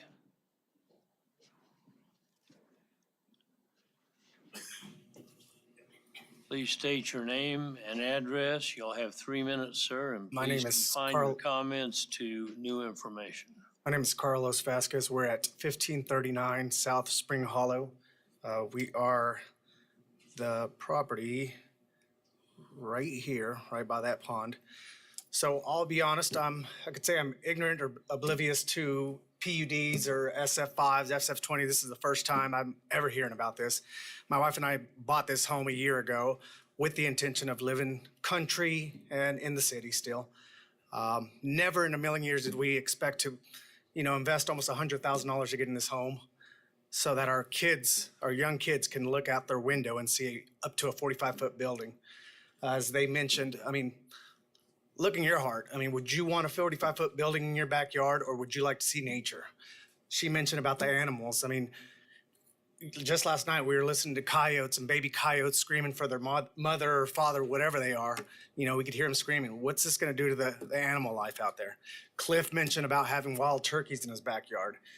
I would have never invested that much money into a property knowing that someone with big, deep pockets is going to come in and determine what they wanted to do.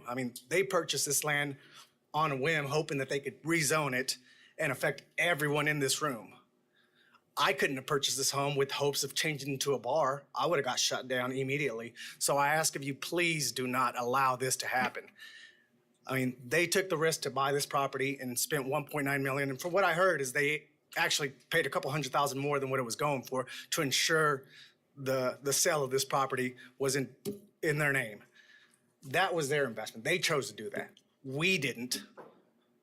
So I simply ask, please, I don't want this property to go into a commercial property and have our kids look into a building. And if they sell it, who's to say they'll sell it and it's a PUD and they can do whatever else they want to do, and somebody else comes in and does build that 45-foot building. I just don't want that. We live directly right behind them, and we are going to be directly affected by either big lights, securing their building, whatever it is. So I thank you for your time, but I just ask, please consider that if this was your home. Show me again where you live. Well, where's the Spring Hollow at? It's over there. There's spring. Do you see spring? I don't. This is. You're getting close. Oh, okay. There we go. Okay. Yeah. Yep. I see it. This is our property right here. And one of the things I forgot to mention, when we bought the property, a previous owner said there was significant, water damage in their basement. They spent like $60,000 restoring it. We knew that going into the property. They did have it fixed, but I don't want to deal with those issues. Luckily, we haven't had any water damage since. Thank you. Thank you for your comments. Is there anyone else that wants to speak on this subject? Thank you. Please state your name and address for the record. You'll have 3 minutes, and please confine your comments to information that hadn't been covered already. Thank you guys so much for being here, everybody. People have done a wonderful job of researching this issue, and I hope the commissioners have received all the photographs that have Sir, been can we taken. get your name and address, please? My name is Kent Noller, N-O-L-L-E-R. I live at 1504 South Spring Hollow Circle. I'm a retired process engineer for Boeing, and I'm very glad to be here and speak with everybody today. I'm going to try and stick to my comments here.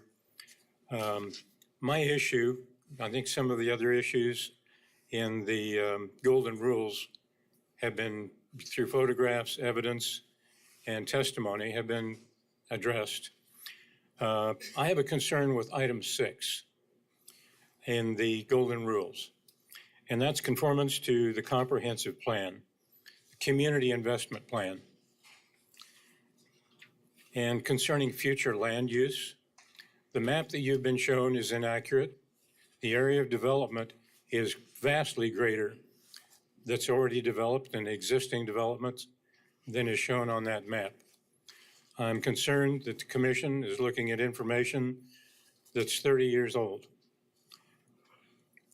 Under the community investment plan, future land use, and I quote, focuses on Wichita established central area comprised of the downtown core and the mature neighborhoods surrounding it in a roughly 3-mile radius that is the focus for the Wichita Urban Infill Strategy. I'm sure you've had that term thrown around a lot. Our area is 7 miles outside of this zone. The area has already been developed, a large part, to residential under FS5, FS20. That's what the people moved out there for. That's what it is.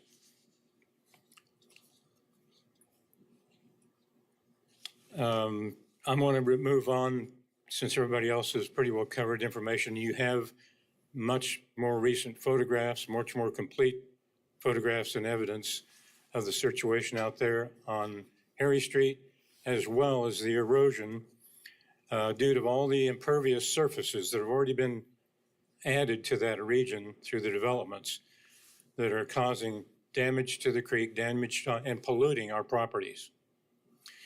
People have spent up to $10,000 putting in extra sump pumps because of the area just from the pond and the runoff coming from the south down behind the homes adjacent to this property. This has been a disaster in the making because of the mismanagement of the water flow through this area and the new developments. There are cities around the country that have plans, that have methods that correctly and address these issues well. So I've included our residents' conclusions.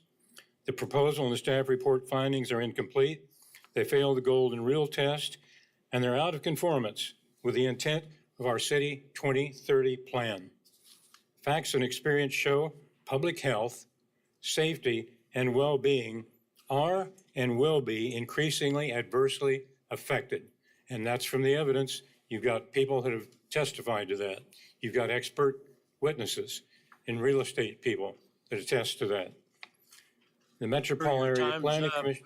Can you wrap up your presentation? Yes, sir. If I can just complete, could I have a 2-minute extension, please?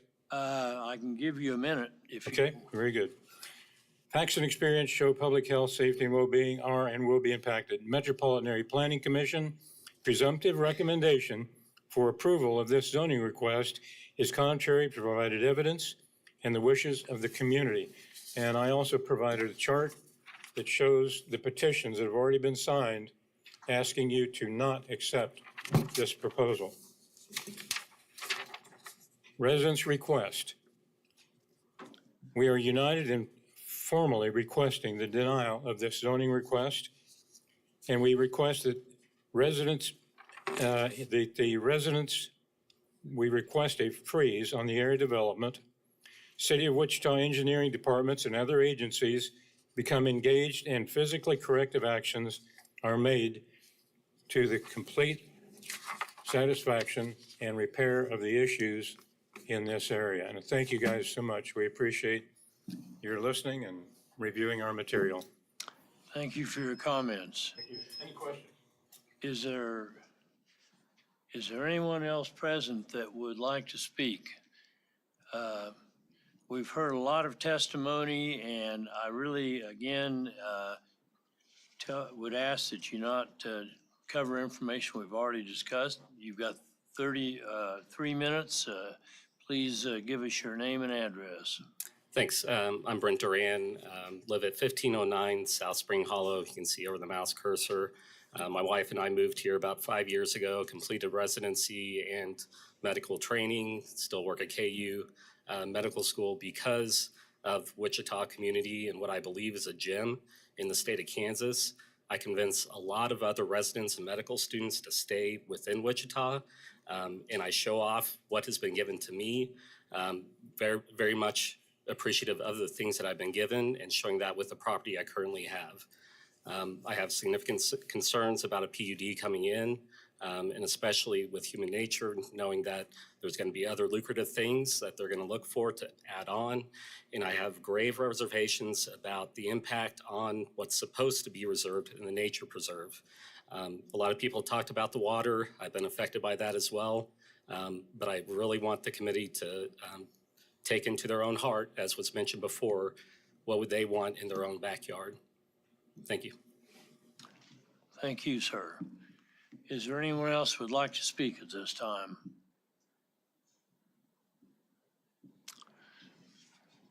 Please give us your name and address, and you will have 3 minutes, and please confine your comments to new information.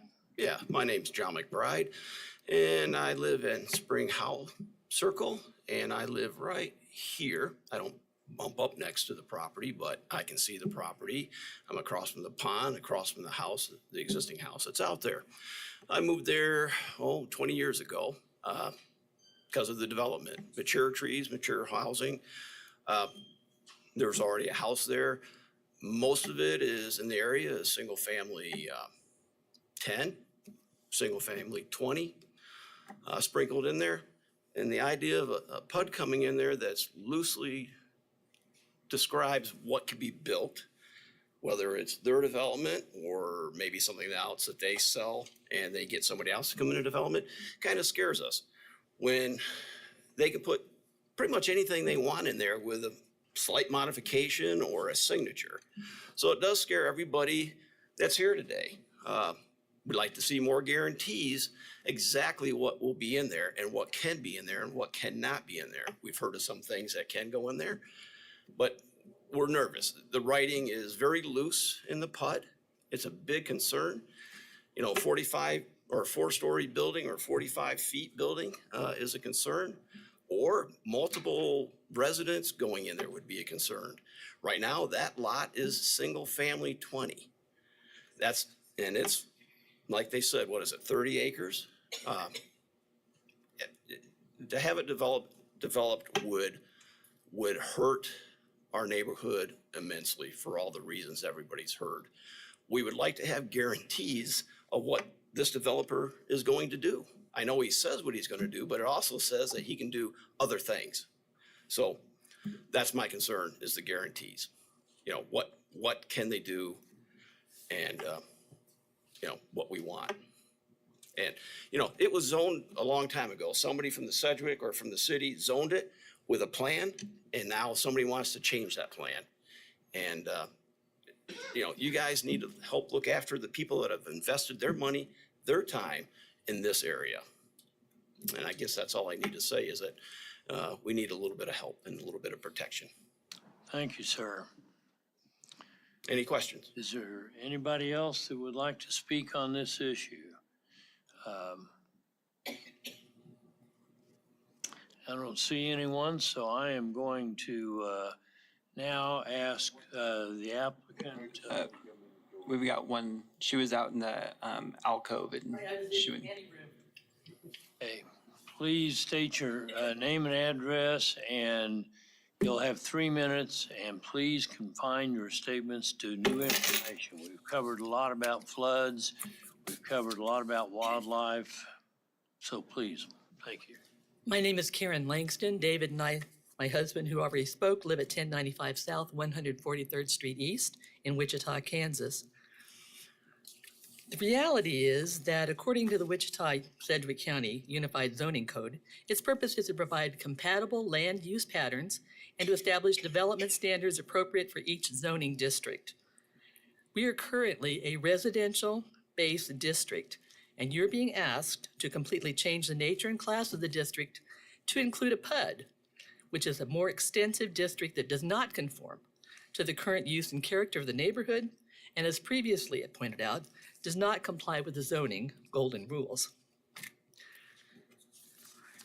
Furthermore, 2 of the guiding policy principles of the Community Investment Plan, numbers 3 and 5 respectively, take better care of what we already have and provide for a balanced growth, but with added focus on our established neighborhoods.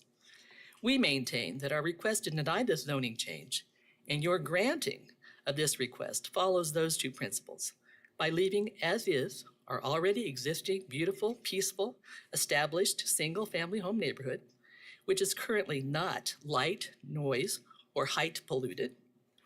Also, by not granting this PUD request, our established neighborhood will be better taken care of by not having a real potential threat of increased flood damage, which increases risks to our health, safety, and welfare. To add something you haven't heard so far, last night I looked out in my backyard and I saw 2 beautiful deer, one of whom has been coming to our yard since it was a Bambi. When this particular property was being readied for auction, there was a lot of noise in the neighborhood. And my husband and I realized that the deer stopped coming. After the construction was finished and the auction occurred, the deer returned. Our real fear is that if this permit is allowed, with all the noise of construction and further noise that will continue, we won't see that deer anymore because they're going to go on further down the creek where it's quiet. So I'm not only here asking for all the people in our neighborhood, I'm here for asking for all the wildlife in our neighborhood that you do not allow this zoning permit. We'd like to keep all of the wildlife we have right now, including the deer, the foxes, even the rodents, but all the wildlife and the beautiful area that we have. And so maybe I'm just being selfish, but I think that by not granting this, you're doing a better use of the actual zoning laws we have. Thank you. Thank you. Unless there's any new information to be brought forward at this time, I'd like to call on the applicant or agent to come back, and you will have 2 minutes to do a rebuttal on this. Thank you. So as I listened to the neighbors and their concerns, I put down 4 concerns that I heard, 2 a lot. First one is flooding. Second one is traffic. And then please don't destroy our country living, and please don't destroy our wildlife. And in my personal opinion, the granting of this PUD will help preserve all 4 of those for the neighbors.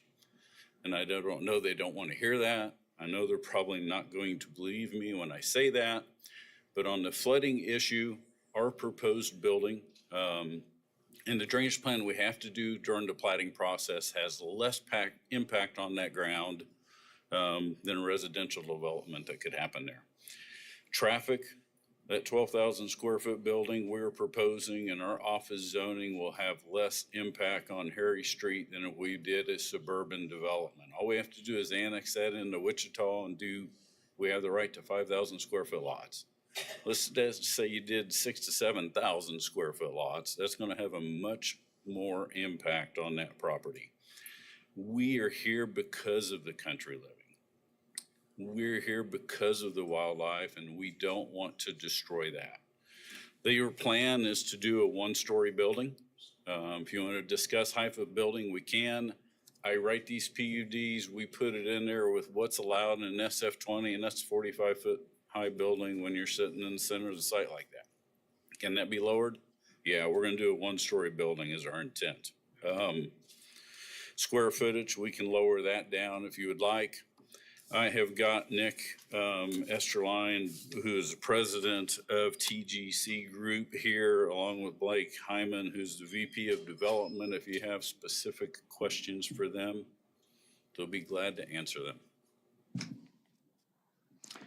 Is there any questions from the commission? Yes, Ms. Foster. Mostly out of curiosity, is there any intent to have this property annexed into Wichita? Do you know? So yes, and we're going to do that during the plating process and have that decision. We're good either way. We don't care if we annex into Wichita. We don't care if we stay in Sedgwick County. Probably the cost of sewer and water will be the determining factor. Sewer runs through that property right now. There's sewer back here by the creek. There's water in Harry Street, so they're both serviced. And we're just going to make that decision as we go through the plating process and weigh the pros and cons.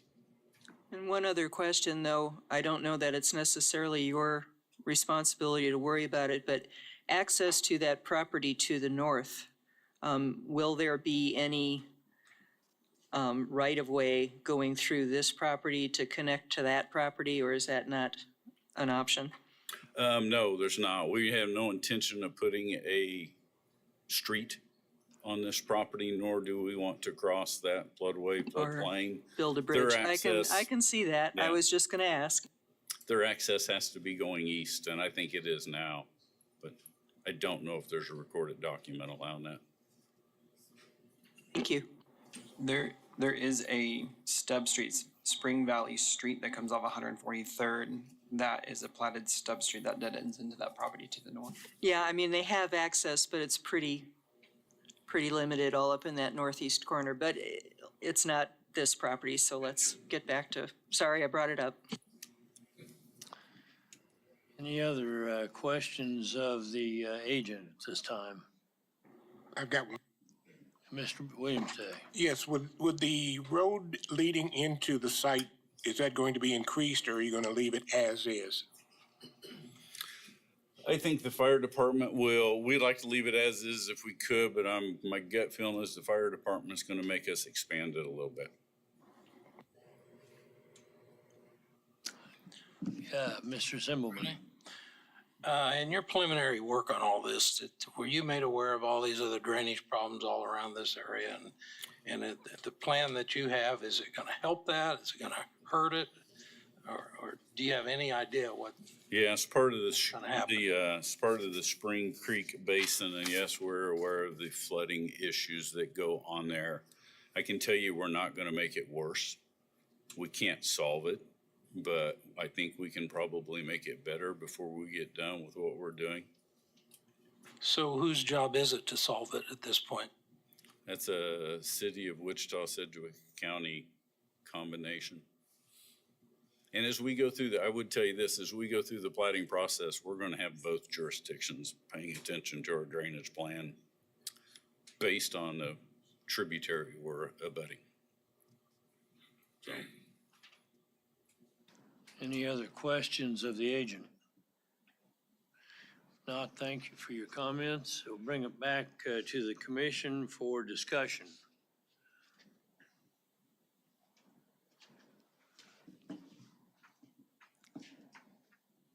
Mr. Aldrich? Seeing no discussion, I firmly believe that the impact with the agent applicant or looking at doing is going to be extremely minimal. I think if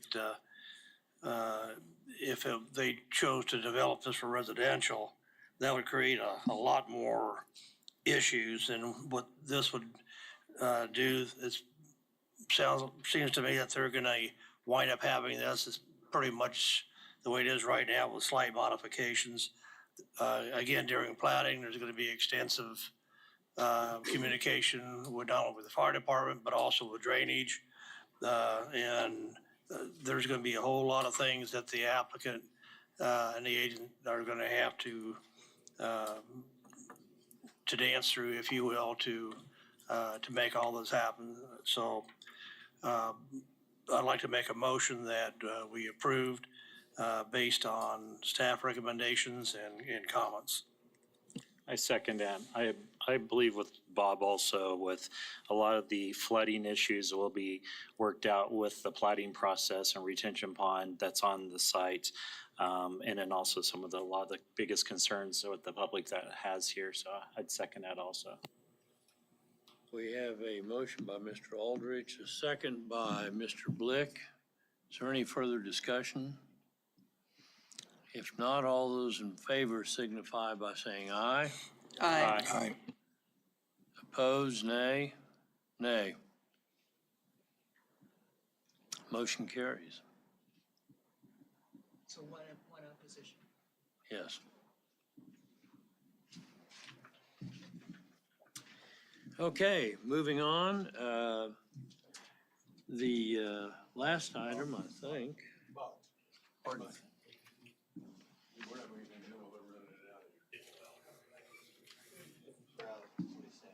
Let him clear out before we start. You won't be able to hear you. Sure.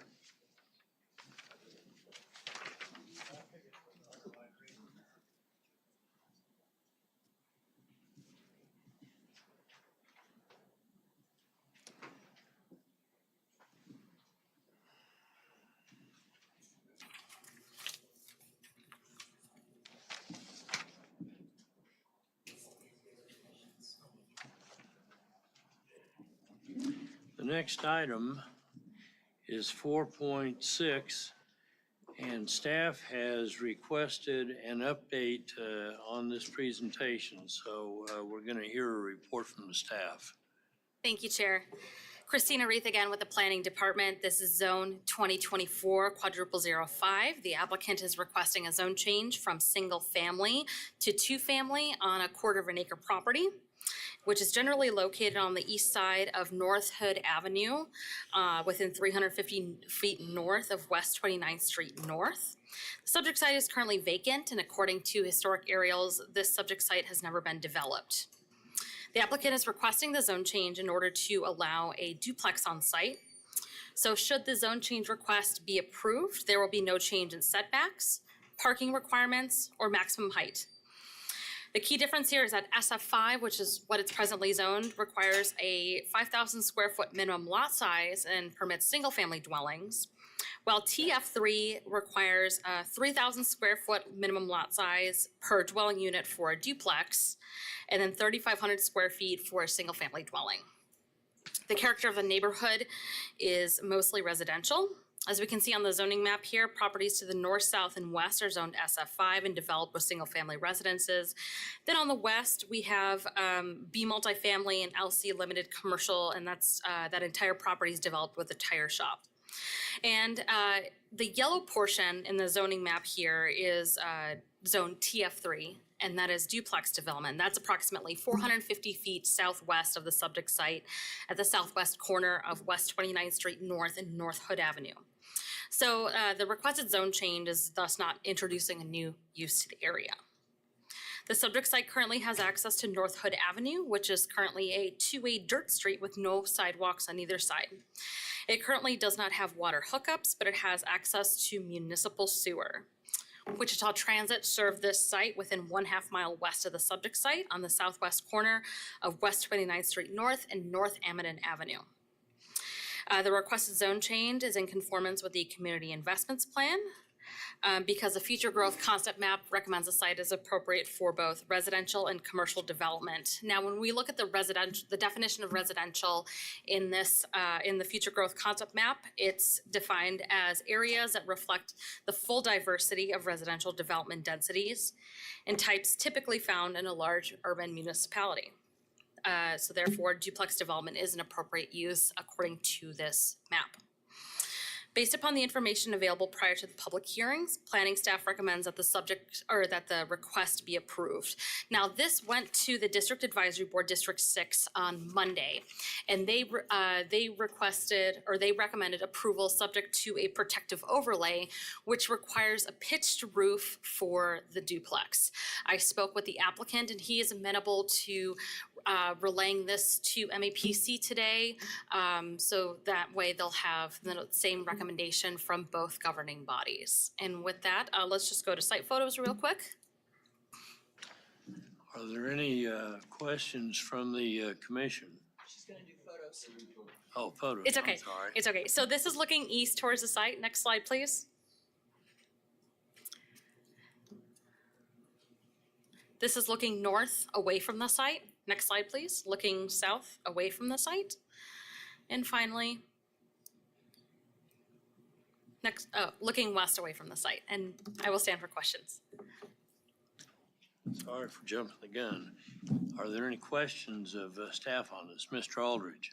One quick question. Did you say that the applicant is good with having a pitch roof also? Correct. Is that a paved road or is that unpaved? I couldn't tell. It doesn't appear to be paved. Okay, it's pretty shiny. Any other questions of staff? Is the applicant or agent present? If you would come forward, you have 10 minutes. Please state your name and address. I'm Josh Wilson. I live at 808 North Woodchuck, and I've got no problem with doing the pitched roof. And we're just wanting to build a standard duplex that you see going up all over town. We bought it off the auction block, and that was the plan with it from the start. So I've got no problem with what the DAB recommended on it. That's about all I got. Any questions of the applicant from the commission? Sir, you're good with the rest of the comments from staff? Yeah. Okay, thank you. Mr. Williams Bay. Yeah, they say it's currently, there's no water hookup. How do you plan to address that? There should be water on the west side of the property in the front there. There should be city water there. I think that comment's related. There might not be a water meter on this site, but there's water available to the site to hook into. Thank you. Any other questions of the applicant? If not, thank you for your comments. Is there anyone from the public here that would like to speak on this case? Please approach the podium, give us your name and address, and you'll have 3 minutes. My name is Stephanie Steele. I live at 3120 Somerset, which is this property. Thank you for allowing me to speak. I am a resident. I am not a renter. I have a long-term invested interest in rezoning areas adjacent to and near my property. I do not wish to see the area rezoned from single-family dwelling to a two-family home. Although this case pertains to a single duplex, rezoning opens the door for further multifamily development. I have a concern for the environmental impact. The area is in close proximity to the Little Arkansas River. As a result of this habitat, we regularly see eagles, hawks, owls, geese, deer, fox, raccoon, possum, skunks, rabbits, squirrels, songbirds, etc. I do not want increased noise, population, or vehicular traffic to curtail this nature. Additional construction will need additional utilities: water, sewage, electricity, natural gas. What impact does this have on existing capacities? How will the street accessibility and maintenance be affected? According to statistics, this is off of the website for the Wichita PD, we already reside in a moderate crime area. Does the addition of transient ready turnover occupants increase this crime incidence? These are some of the questions and concerns that arise with this rezoning application. I, for one, do not wish for this area to be rezoned. Any questions? Yeah, Yes, Mr. sir. Blick. I have a question for you. Was there a house before there and it caught on fire and it bulldozed it, or has it always been an empty lot?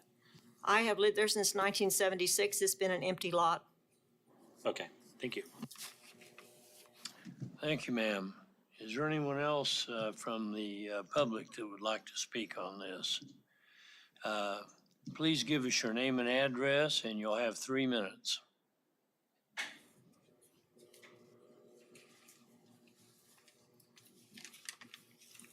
My name is Betty Meacham. I live at 3036 North Somerset Drive. My husband and I visited Wichita many times before moving here over 30 years ago, each time looking for the area that we wanted to live in. We liked this area by the river, sort of tucked back in. Found our home, and I am still living in that home today. This request for a zoning change from single-family resident to two-family for a duplex development is not in keeping with the rest of the area. The lot in question is small. My regular-sized two-car garage would be comfortable on that lot, but a two-family duplex, not really. Rental units are not always kept up as well as owner-occupied, plus it will mean more cars with no place to park and more traffic. The city sent Somerset residents a certified letter several years ago that they would no longer mow or pick up litter on Hood Street. So we are responsible for the west side of Hood Street too.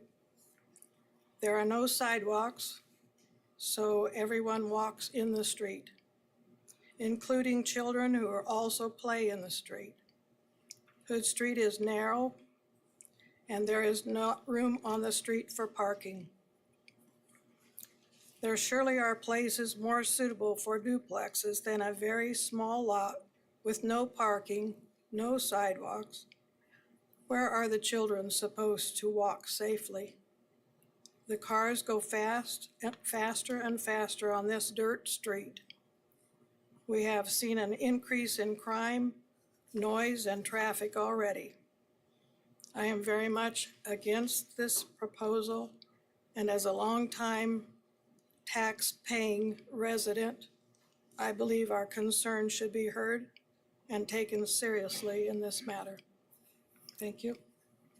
Thank you for your comments. Any questions of the speaker? Thank you. Is there anyone else who would like to speak on this case? Seeing none, I will give the agent or applicant 2 minutes rebuttal. We have the applicant back.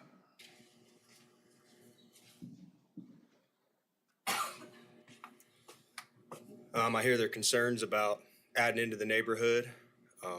It's only going to be 2 more doors. I don't think it's going to have a very major effect. Our building process is pretty quick. It's going to be start to finish, probably 4 months. So I'm not worried about trash piling up out there, and job site would be kept up.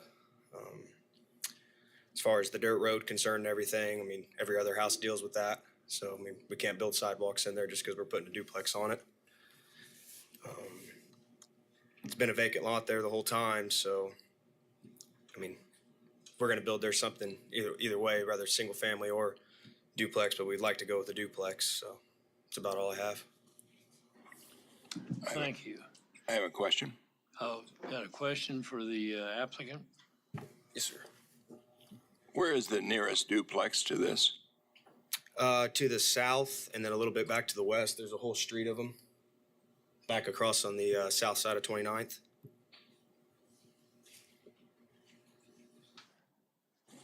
Mr. Johnson, if you go to the zoning map in the report, you can see the yellow zoning. It's on Cromwell Drive on the south side of 29th Street. And then the property immediately behind it is zoned limited commercial, which allows multifamily development even above and beyond duplex development, as well as the brown zoning north of that, which is B multifamily, which again allows for multifamily development above and beyond duplexes. Question for JR. JR, I'm seeing a lot of infill. Don't they normally do duplexes on infill that we're seeing in this area that you're seeing quite a bit of, or? I would say we've seen quite a bit of duplex requests over the past few years. Yes, sir. For infill lots and stuff? Yes, sir. All right, thanks. Any other questions of the applicant? Thank you for your time. Bring it back to the commission for action. Any discussion? I'd like to make a motion we approve subject to staff comments. Second. Also because of, based on what the neighborhood group said. Mr. McKay, do you want to give any consideration to the protective overlay, or do you want to make that part of your motion? You don't have to. I just said that's what the homeowners group, what is it, Joe? The DAB, recommendation of the DAB. Oh, okay, thank you. So we have a motion by Mr. McKay, second by Mr. Aldridge. All those in favor signify by saying aye. Aye. Opposed, nay. Nay. Okay, we have, 13? Yeah. How many? It's 10-1. 10-1? 9-1. 9-1. Our ranks are thinning out. Okay, thank you. Okay. Motion is approved. The next case to consider is item 4.7. We have staff presentation, please. Yes, thank you. My name is Brad Etherly, Senior Planner for MAPD. We're discussing case zone 2024-00006, a zone change in the county request. The applicant is requesting a zone change from RR Rural Residential to SF20 Single Family Residential District. This is a 38.6 acre property and is generally located on the northeast corner of West 45th Street North and North 167th Street West. It is currently in use as agricultural land. The applicant is proposing to develop the property as a low-density residential neighborhood. The requested zone change will allow the applicant to subdivide the property into smaller lots for residential development. The minimum lot size for RR district is 2 acres or 87,120 square feet, and the minimum lot size for SF20 is 20,000 square feet. The requested zone change to SF20 would result in a reduction in setbacks and minimum lot width as represented in the agenda report. As you can see by the zoning map, the character of the neighborhood is rural and low-density residential. Properties to the north, south, east, and west are zoned RR. Properties to the north are developed with large lot subdivision with single-family residences. Properties to the south, east, and west are developed with single-family residences and agricultural land. Property is currently unplatted and the final plat will need to be approved separately prior to the issuance of building permits. There are no other zoning cases associated with this property. Subject site has access to North 167th Street West and West 45th Street North. North 167th Street West is a paved 2-lane arterial street, and West 45th Street North is a gravel 2-lane arterial street. It is unknown at this time whether the developer will extend the city of Colwich's water and sewer mains to the property or will utilize wells and a septic system. If you can go to the future growth map, type in. Thank you. The requested conditional use is in conformance, or zone change is in conformance with the community investments plan. The map identifies the area in which the site is located to be appropriate for small city urban growth area. Staff reviewed the Colwich comprehensive plan to identify the proposed future land use of the subject site. The attached 2017 future community growth patterns map from the city of Colwich identifies the site as appropriate for low-density single-family residential development. We can go to the site pics. This is looking north into the site. Next picture. This is looking east away from the site. Next picture. This is looking south away from the site. What you can't see are the residential homes behind that tree line. Next picture. This is looking southwest at the intersection from the site. Next picture. This is looking west away from the site. Based upon information available prior to the public hearing, planning staff recommends that the request be approved. Staff does note that we have received public comments from 2 citizens, and those have been placed in front of you prior to this meeting. With that, I can stand for any questions. Any questions of staff? Mr. Williams-Pay. At the time of the report, there was no response from the city of Colwich. Have you received any comments from them yet? I have not. I've reached out a couple of times and have not received any communication from them. Any other questions of staff? Thank you. Now call on the agent or applicant, and you will have 10 minutes. Please state your name and address. Thank you. Jay Cook, Baughman Company, agent for the applicant. Applicant's here as well if any questions need to be answered. What we're wanting to do is as Brad eloquently put it, we're trying to rezone this from rural residential to single family 20 or SF20 single family. You've got the charts there in the packet for what SF20 allows as far as minimum lot area, things like that. What we're looking to do is to build 1 acre lots to get a larger size house and a less dense neighborhood than others.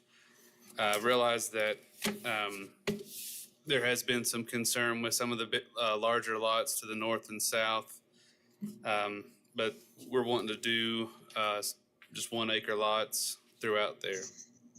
And I'll stand for any questions. Any questions of the agent? Mr. McKay? Have you done any research on availability of water in that area? Because I see there's some subdivisions to the north that are larger, but. So the plan now is to have wells on each lot. We're working on verifying through test wells that there's plenty of water through that area. We could go with Colwich water, get it down there, or rural water if necessary. But right now it's looking at wells on each of the lots. Any other questions of the agent? Thank you for your comments. Is there anyone from the public that would like to speak on this case? Please state your name and address, and you'll have 3 minutes.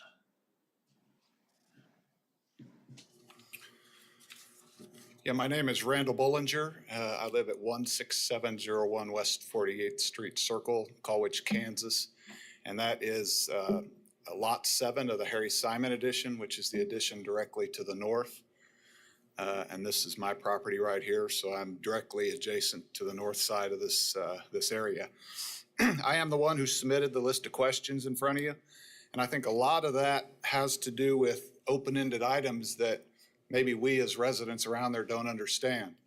I think the water plan is a key piece of that. Right now, the rural residential would require 2 acre lots, which I think a lot of us feel that's even small compared to all of the properties surrounding this proposed change. But the water and sewer plan is a big piece of that if SF20 is approved. Because if the city of Colwich, and this is my understanding, correct me if I'm wrong, if the city of Colwich brings water out to this area, the lot size only has to be 20,000 square feet within here. If that's the case, 20,000 square feet in a lot is much different than even the smallest lots around it that are about 217,000 square feet. Much smaller, much different platform. Now, if water and sewer isn't brought out there, then that poses a different set of scenarios. So 40,000 square feet is my understanding of what would be the smallest lot size, still less than an acre, in a ex-urban kind of area, which if that's the case, it would be wells, it would be some type of septic, whether that's an alternative septic or something like that as a sewer piece. But that's still a very small lot compared to all of the lots surrounding this piece of property. The current rural residential, like all surrounding properties, the 2 acre lots that rural residential is still small compared to the properties that surround this. A couple of the other pieces that are concerning are the water runoff plan for the area. Approximately 25% of the proposed change area is in the floodplain, as well as the back corner of my lot is in the floodplain. And I have had the back, probably about 1/7 of my lot actually underwater in some of the floods that have taken place, which poses a question. There's a significant amount of water that runs from the north and the east of Colwich down through our neighborhood and down through the ditches and things like that, and down through the backs of our lots into this area. So if a large portion of this area is within the floodplain, does that mean it has to be built up in order to get people's homes that are being built there out of the floodplain? And how does that back water up into our neighborhood? I don't know if that has been studied, but that's a concern of the residents there is what's that going to back up? I don't have any personal pictures, but I know a couple of the other residents have pictures of water actually being backed up into their garages on other rains in those scenarios. Sir, your time is up. Can you wrap up your presentation? I have a few more things, but I'll wrap it up. I personally am not in favor of the proposal because there's so many unanswered questions with the water and sewer, with the water runoff, with the traffic plan, and what exactly the plot mapping is going to look like. So Would 1 more minute be sufficient? I may hand off my list of questions, and some of the other residents maybe can ask those questions if that would be better. Fine, thank you. Thank you. Appreciate your comments. We have someone else that wants to speak on this from the public.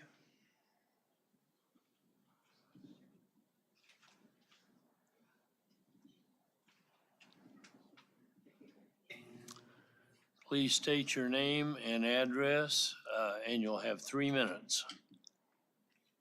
Hi, my name's Kara Poole, and I'm at 16601 West 48th Street Circle, so I'm next door to Randy's house right there. So this development is in our backyard. So we understand it will be developed one way or another. And what's the big deal about 2 acre versus 1 acre? To us, the big deal is, of course, double the houses, but also the potential of much smaller lots like Randy mentioned before. We've talked as neighbors a lot lately about several other issues that we're concerned about, traffic and road improvements for the potential of 60 lots. And I've talked to the developer who was very kind and answered my questions.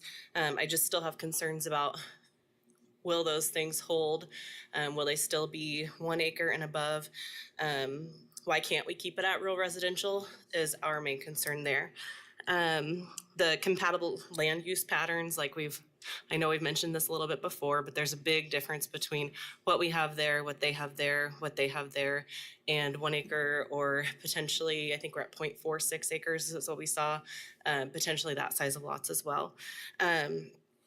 He talked about the floodplain a little bit. The Colwich, I've talked to City of Colwich several times, and they said they have gone back and forth on whether they are going to annex also, which means that we are right here in the middle. At one point, they said they could potentially take us and annex us too. A different person said that they can't force annex us. We also have some things that, like we have lagoons, which we couldn't have on city, which they said we'd have to grandfather in and do some other things that we did not expect when we brought this property 4 years ago. So they did say that they could potentially do that. They've kind of had different answers every time because they aren't really sure either. So it just seems as though we're just not quite ready for this also on making a decision here. Denial, okay. I think that's all that I have to say here. Any questions for me? Any questions of the speaker? Thank you for your comments. Is there anyone else from the public that would like to speak on this? Please give us your name and address, and you'll have 3 minutes.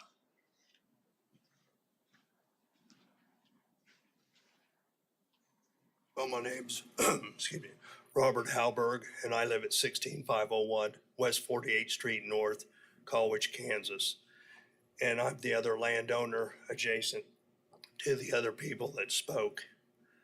And there's a waterway that runs through 3 of those properties from the north of me on over to where I'm at, and it's a waterway. It runs out to the east. We already have a drainage issue. It couldn't be a bigger issue with the building in there. And we've lived there 25 years plus, and most of those, at least 6 of us out of there, even more than that. And so the drainage issue for me is a big issue because that water can go 40 foot wide, 6 or 8 inches deep when we get those heavy rains through there. So I just like to point that out, and I'm opposed to this. Sir, can you show us where that drainage line goes on the map using the mouse? Well, it would come down from 53rd Street through the Stroop property there, onto the Montgomery property, and then down along this pond splits the 2 properties, mine and Mr. Montgomery's property, and runs right along that pond and right around the pond into this east field. Thank you. Thank you. Any other questions of the speaker? Is there anyone else from the public that would like to speak on this? Please give us your name and address, and you'll have 3 minutes.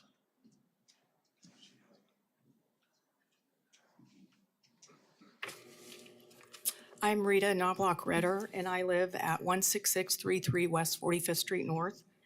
And my property is here. I think I might just say Cowskin Creek and the Dell and the Halloween flood of '98. So prior to that flood, we had a little Lover's Lane bridge here. And now you can see that thanks to the county commissioners, we have a 75-foot bridge that really opened the Cowskin up. But since that, there have been numerous times that the water has come up into my property. And if I could get somebody to go back to the staff report page that Mr. Etherly was showing, it shows the Cowskin pattern. You can kind of see it. But that page shows in blue, you can see the waterway. So this is all Cowskin, and it comes up through Colwich, up on the northwest. Oh, there we go. So maybe I'll just do it here, it'd be easier, wouldn't it? So all of this is the Cowskin coming through here. And here's the property, and here's the drainage. This is my driveway, and if you are looking out my driveway, you can see that the water flows to the north here, and it goes clear down to this corner. It goes under a big culvert, under Colwich Road, which 167th, and empties into the Cowskin here, and then comes up here and heads into Wichita towards the Dale. So here's the nice expansion bridge, and you can see there's just a little waterway there, but it floods tremendously. So when we built our house in '93, this is still owned by the property owner. This is my lot here, and here's my little lagoon. So back here when we purchased, my mortgage company thought I was in the floodplain, and I was gonna have to get flood insurance, but I told them, no, this is me up here, so I was okay. Now, with the revised 100-year flood plan, the back portion of my property is now in the floodplain. There's been a lot of development on the west side of Wichita. There's a lot going on, 21st. There's numerous developments popping up everywhere. So we've got rapid runoff, parking lots, YMCA. I mean, everywhere you turn, there's another parking lot somewhere. So I guess my concern is adding a lot more houses here, building the ground up. The water runoff is going to cause issues that we might think a retention pond might handle here. But it's the guy here that's going to get flooded. My lagoon will probably go under. It almost did several years ago when we had heavy rain. So I know it's inevitable that we're going to develop. It's just the way of life, and that's fine. But I think we need to mirror the surrounding location. This property up here is farm ground. It's not Colwich. There's farm ground between this addition. There's Colwich up here, but Colwich City is up north of this farm acreage here. So I would be in favor of continuing with the 5-acre lots to mirror the neighboring properties. Thank you. Does anybody have any questions for me? Thank you for your comments. Any questions from the commission? Thank you. Is there anyone else that wants to speak on this case from the public?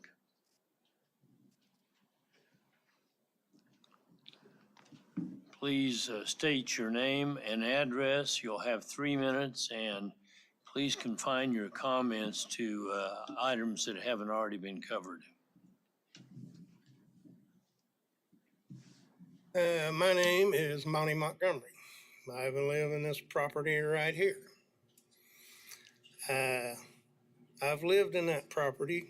That's 16510 West 48th Street North.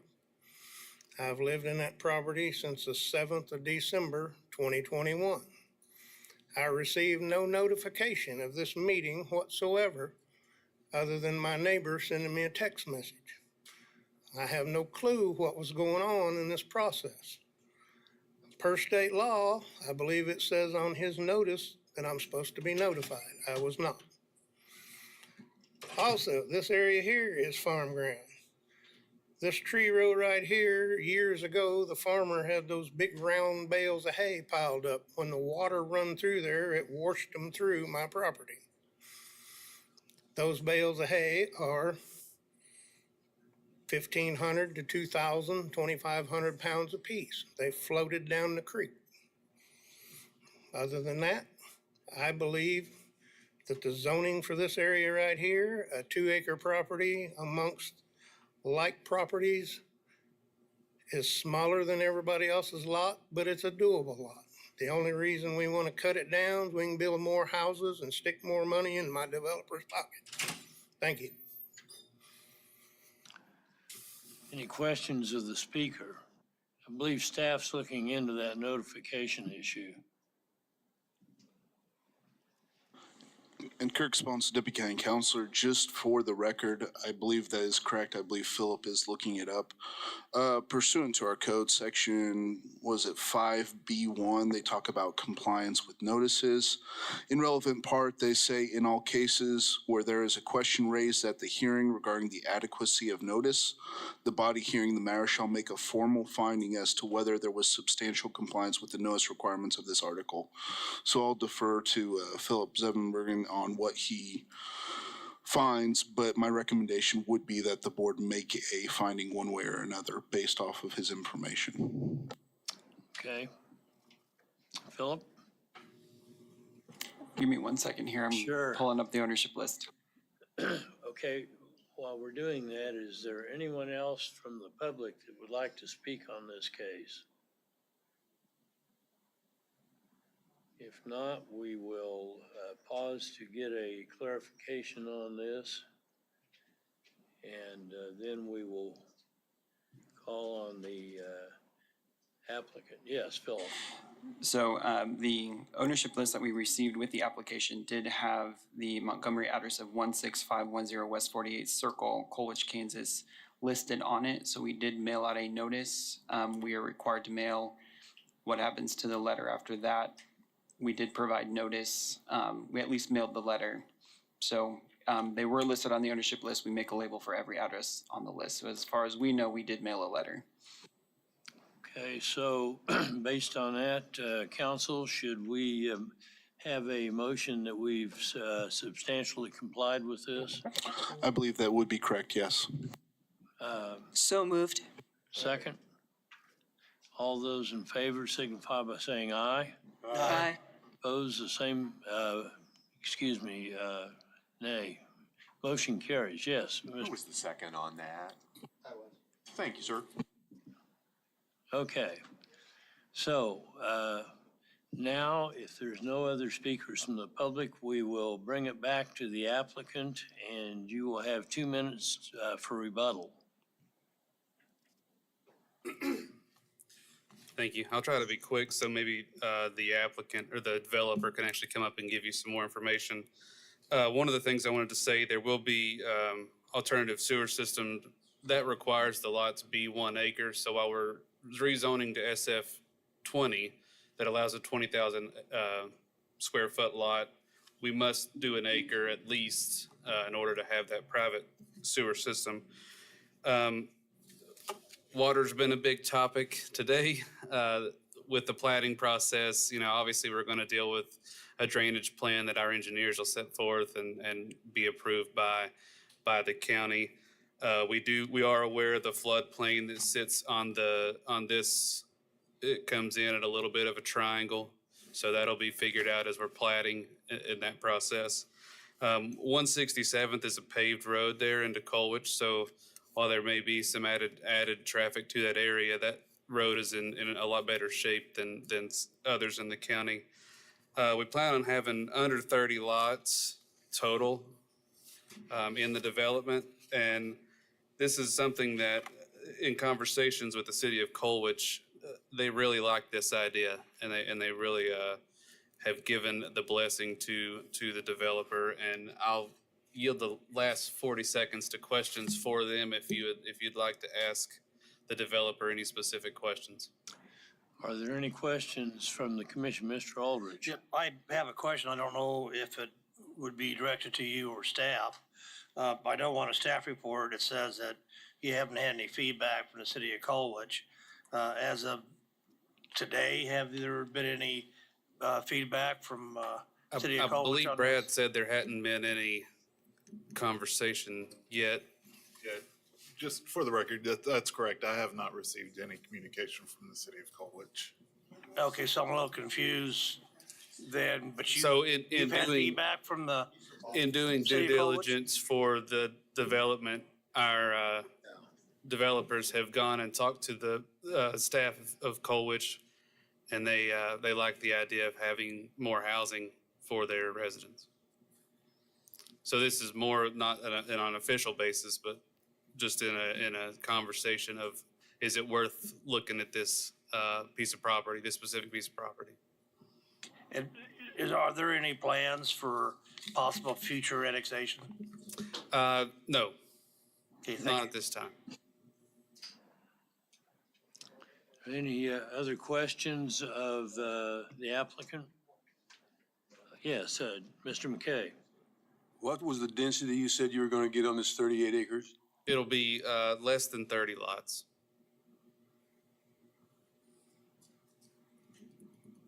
We have any other questions? If not, thank you for your rebuttal. He'll bring it back to the commission for further discussion and action. Mr. I McKay. just have a comment to make. I think we had a situation similar to this not too long ago, not in this area, but not too far away, about water, and Right. sewer. And again, I'm having a problem with 30 units on 38 acres of ground out in the country like this, with everything around us around. Well, the piece of ground the same size to the north's got 8 properties. Now, I know that's not comparable, but I'm having a tough time with having that density without having public utilities.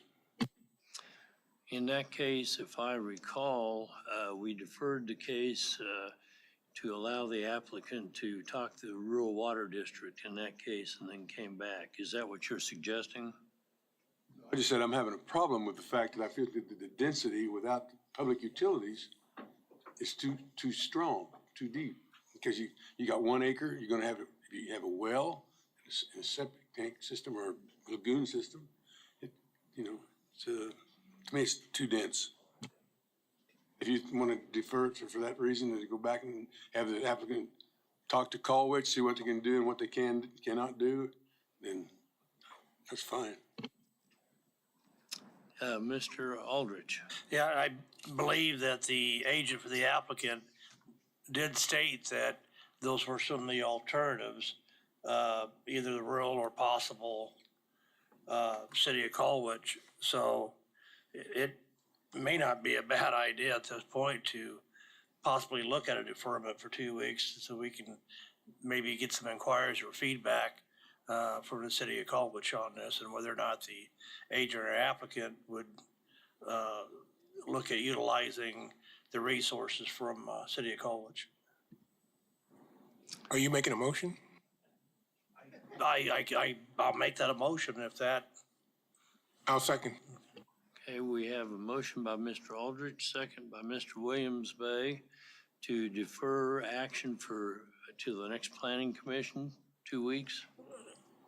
Is that enough time for the applicant to make the contact, 2 weeks? Okay, he said 2 weeks be fine. And that, for a date certain, is March 28th. Okay, till March 28th.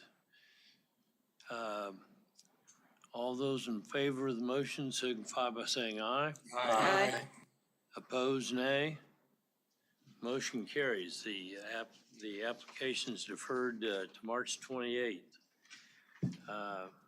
The next case has been withdrawn, and the last case was deferred.